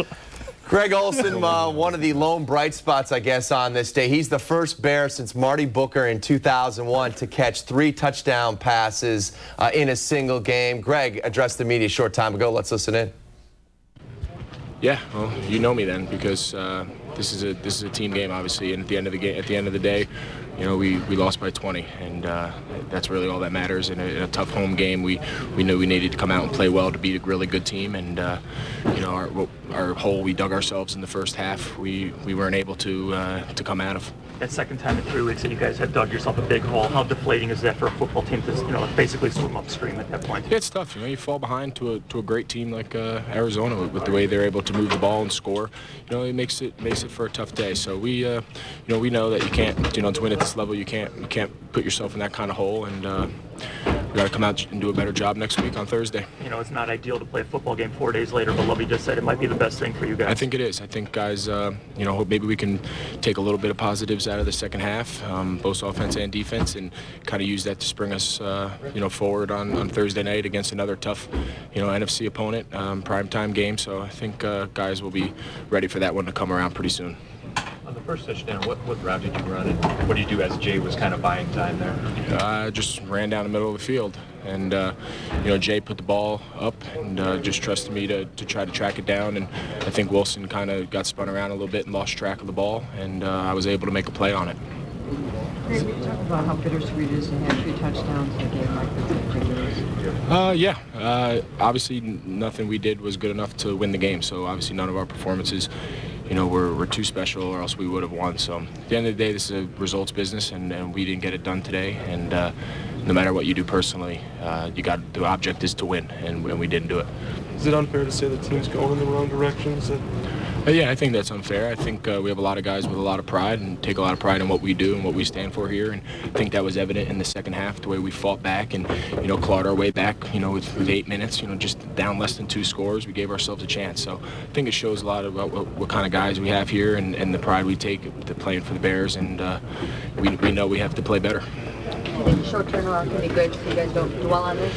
I think so. I think you have to approach it that way. I think that's really all we got to kind of hang our hat on is, hey, Thursday night we can't sulk too long because, you know, we play in 3 days. We'll be flying to San Francisco, so against another NFC opponent, and all these NFC games at the end, you know, everyone knows how that comes into play. So we got our hands full. We got a big week of preparation in a short time, so we have to get back to work tomorrow morning. So Greg Olsen with 5 catches today, 71 yards, the 3 touchdowns. He talked about that first one in the first quarter where Cutler hit him on the 33-yard touchdown pass. He goes down the seam. It looked like the safety kind of quit, didn't think there was any way he would get him the ball, and sure enough, he did. It was nice to see Greg get involved with this offense this year. Yeah, I liked it. I mean, that's the matchup you're looking for, linebacker on a safety, and Adrian Wilson's a good player now, but can't run with Greg Olsen. And then you see the arm strength of Jay Cutler, and you're right, Greg Olsen, he needs to keep on being more of a factor. I'd like to see more touchdowns, more passes coming his way, and he's got to haul them all in. You know, so the other receivers did a nice job too. Earl Bennett today, 7 receptions, 93 yards, and Devin, 6 receptions for 94 Devin yards. played well. And so, yeah, I mean, good their catches averages too. are staying up there. They're averaging like 13, 14 yards a catch. So, you know, some of that damage is being done after the catch, of course. How about Wisenhunt's decision to not play Anquan Bolden? Bolden was out there in warm-ups working on the ankle that he'd actually practiced a little bit on Friday, and he wanted to go. Wisenhunt said the Soldier Field turf wasn't great, didn't want him out there. He knew he had a lot of division games still left. Pretty good call by Wisenhunt, huh? Need him. Yeah, you know, and I don't know what it says about what he thought that the Bears defense was going to do to them when you take a quality, big physical receiver like Anquan Bolden out of your lineup. But maybe what it tells you also, though, is that he figured he had some other guys back there, and Steve Breston and guys like that can get the job done, and he was right. All right, coming up, we're going to hear Steve Dahl's thoughts on today's loss. And as we head to break, let's take a look at the early scores from Week 9 of the National Football League. Falcons, no problem with the Redskins, 31-17 the final in that one. The Bengals, for the second time this season, knock off their NFC North rival. Ravens 17-7 is the final there. Patriots handled the Wildcat this time around 27-17. Colts, they remain undefeated, taking care of the Texans. How about the Buccaneers? Oh, they went back to the popsicles. They went to the creamsicles. They had the orange creamsicle uniforms on from the 70s and 80s, and they take care of the Packers. So the Packers are 4-4, just like the Bears, but they own the tiebreaker. Jags over the Chiefs. More U.S. Cellular Bears postgame live after this. It's after the 41 shellacking. Arizona went through the Bears defense like a hot knife through salsa. The Bears forgot to take their Beano this morning and let Wells stink up the place. I wonder if Lovey gave them it's the halftime of our season and we're tied at 4-4 right now speech. Let's hope he didn't do that. You know, I think a lot of people get upset because they think the Lovey we see now. We saw a little bit of a perturbed Lovey Smith this week. But I think people at home think that's exactly the way he is. Zoom, you played for him. Yeah. Is he different behind closed doors when things aren't going right? Will he get in a player's face? Well, Lovey is calm. He's reserved. He's laid back. But, you know, if things aren't going right and the media is not around, you know, he'll definitely let you know. And he'll basically look you in your eye and say, you know what, you got to step it up. You got to take accountability for your actions and what's going on out there. So that's what he's all about.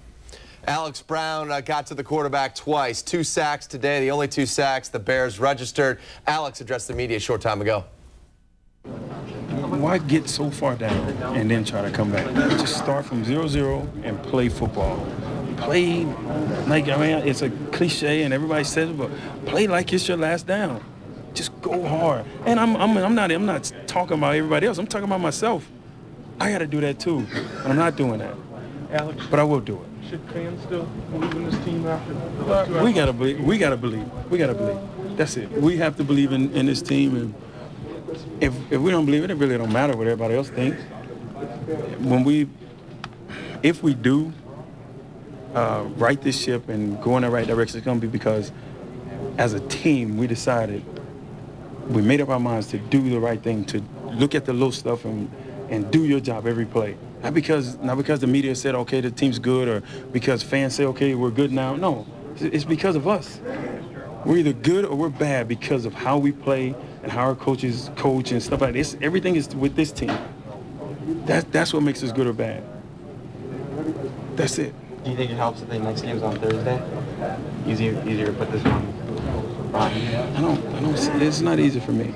No, it's not easy for me to put a loss behind me. No, we lost. I'm gonna go home. I'll probably watch the game because I recorded it. I don't know. See if we can figure out something. Strong words from Alex Brown here, probably the strongest we've seen out of that Bears locker room. Tim from Georgia chimes in, why don't any of the players or coaches sound angry? I want them as upset as the fans. Looked like Alex was a little bothered there. How about this one? This is from Stephanie in Elmwood Park. Is Tommy Harris becoming the next Milton Bradley? How about this one from Algonquin? Can you name 5 players other than Cutler on the current roster who are playing and getting results worthy of being on the team next year? There's Stephanie's, though, comment from Elmwood Park. Yeah, people are upset. They want to see, like one of the emailers said, they want to see reaction from the coaches and the players that mirrors the way they feel right now watching this team. Well, you know, I think there's a certain amount, you know, everybody wants to see somebody upset about the way things are going. We're upset about the way things are going. But yeah, I think a lot of times when you're the people involved in it and you know that, you know, it's your responsibility to go out and do something to change it, getting mad and upset doesn't really do much to help you. You got to figure out a way out of this thing. And that's where you kind of get down to, you know, what kind of players do you have? Do you have character guys? Do you have guys that when the going gets tough, they really kind of buckle down and they're with you, you know, the foxhole type of a guy? Or do you have guys that want to be, you know, kind of glib, and then the next thing you know, they're trying to point a finger at somebody else? You heard what Alex said. He said, I'm not pointing the finger at anybody else. I'm pointing the finger at me. And by the way, he had 2 sacks today and 2 forced fumbles. But how do you not come out playing right away? I don't know if I don't understand that. Yeah, that's a good point by Alex Brown, because he said he even found himself, you know, almost getting lulled to sleep out there. So what does it say about the leadership on defense? Lance Briggs, somebody's got to step up and take over that role. And we said it here a couple weeks ago. That's where somebody has to step up, draw a line and say, guys, don't let this happen again. Let's stay in the now. Let's get this going right now, and that's probably what's lacking on that defense. Yeah, and sometimes it can start with one play. You saw last week when they were able to come away with a lot of turnovers. It started with one play. Somebody has to go out there and make a difference. And you know what? Making plays is very contagious as well. They had opportunities. I mean, there were some footballs that were up in the air, some opportunities to make that play, to turn things around, to get the momentum flowing back the other way. Particularly, look, the offense was doing most of its part today. Defensively, they couldn't stop the Cardinals, and as a result, every time they got on the field, it led to a touchdown, and that's a very uncomfortable feeling, very unsettling if you're in that defense. Well, I mean, they had their chances to get off the football field, too, especially on those third downs. Like, if you look to see what they were running, they were in position to take some of those things away, but unfortunately, they didn't come away with the play. When you say a team comes out flat, we can point to several occasions, including today, that this team did not come out, fly around like Alex said. Is that because of the lack of leadership on the field, or is it because of the coaching? Well, I think it could be a little bit of both. I don't think a coach has to be rah-rah in your face, you know, in order to have results. Bottom line, if guys aren't playing well, they just cut you. I mean, you're a paid professional. They'll find somebody else that can do your job. So Lovey doesn't have to scream and yell. It's always nice to see emotion out of a coach, no question. And players can feed off of it. But, you know, you're paid to do a job. And these guys are not doing their job right now. And sometimes, you know, I imagine that reticence to be as active as you would like to be comes from not knowing what you're doing. And that is something that goes back to each individual player and the coaching staff as well, to know what you're supposed to be doing in any given situation. If you don't know, sometimes that uncertainty causes you not to be as aggressive as you normally would be, or causes you to be in the wrong place at the wrong time. Coming up, we're going to hear from your emails regarding Lovie Smith. We'll also hear from Matt Forte after the loss. We're coming back here on U.S. Cellular Bears Post-Game Live. We'll also have our game's MVP for a complete... How are we going to find one? I don't know. For a complete breakdown of today's action, join Luke Canellis and Dan tomorrow at 5 for Bears Recap. You'll hear Lovie's day after presser. Jiggs will break down the key plays. It's Bears Recap Mondays at 5 right here on Comcast Sportsnet.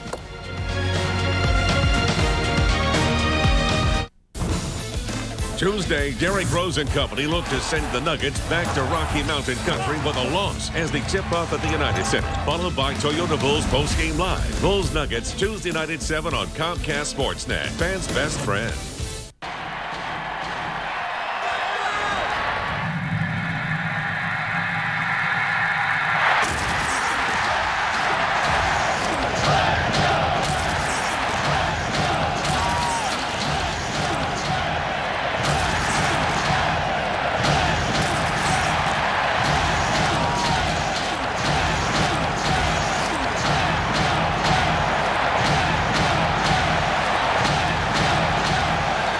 Itchy dry scalp? Could be your shampoo. Finally, there's a new Selsun Blue just for itchy dry scalp. Strong itch fighters, plus 5 hydrating moisturizers. Stop the itch and leave hair healthy. No more itch. New Selsun Blue itchy dry scalp. Got a clue? Get the blue.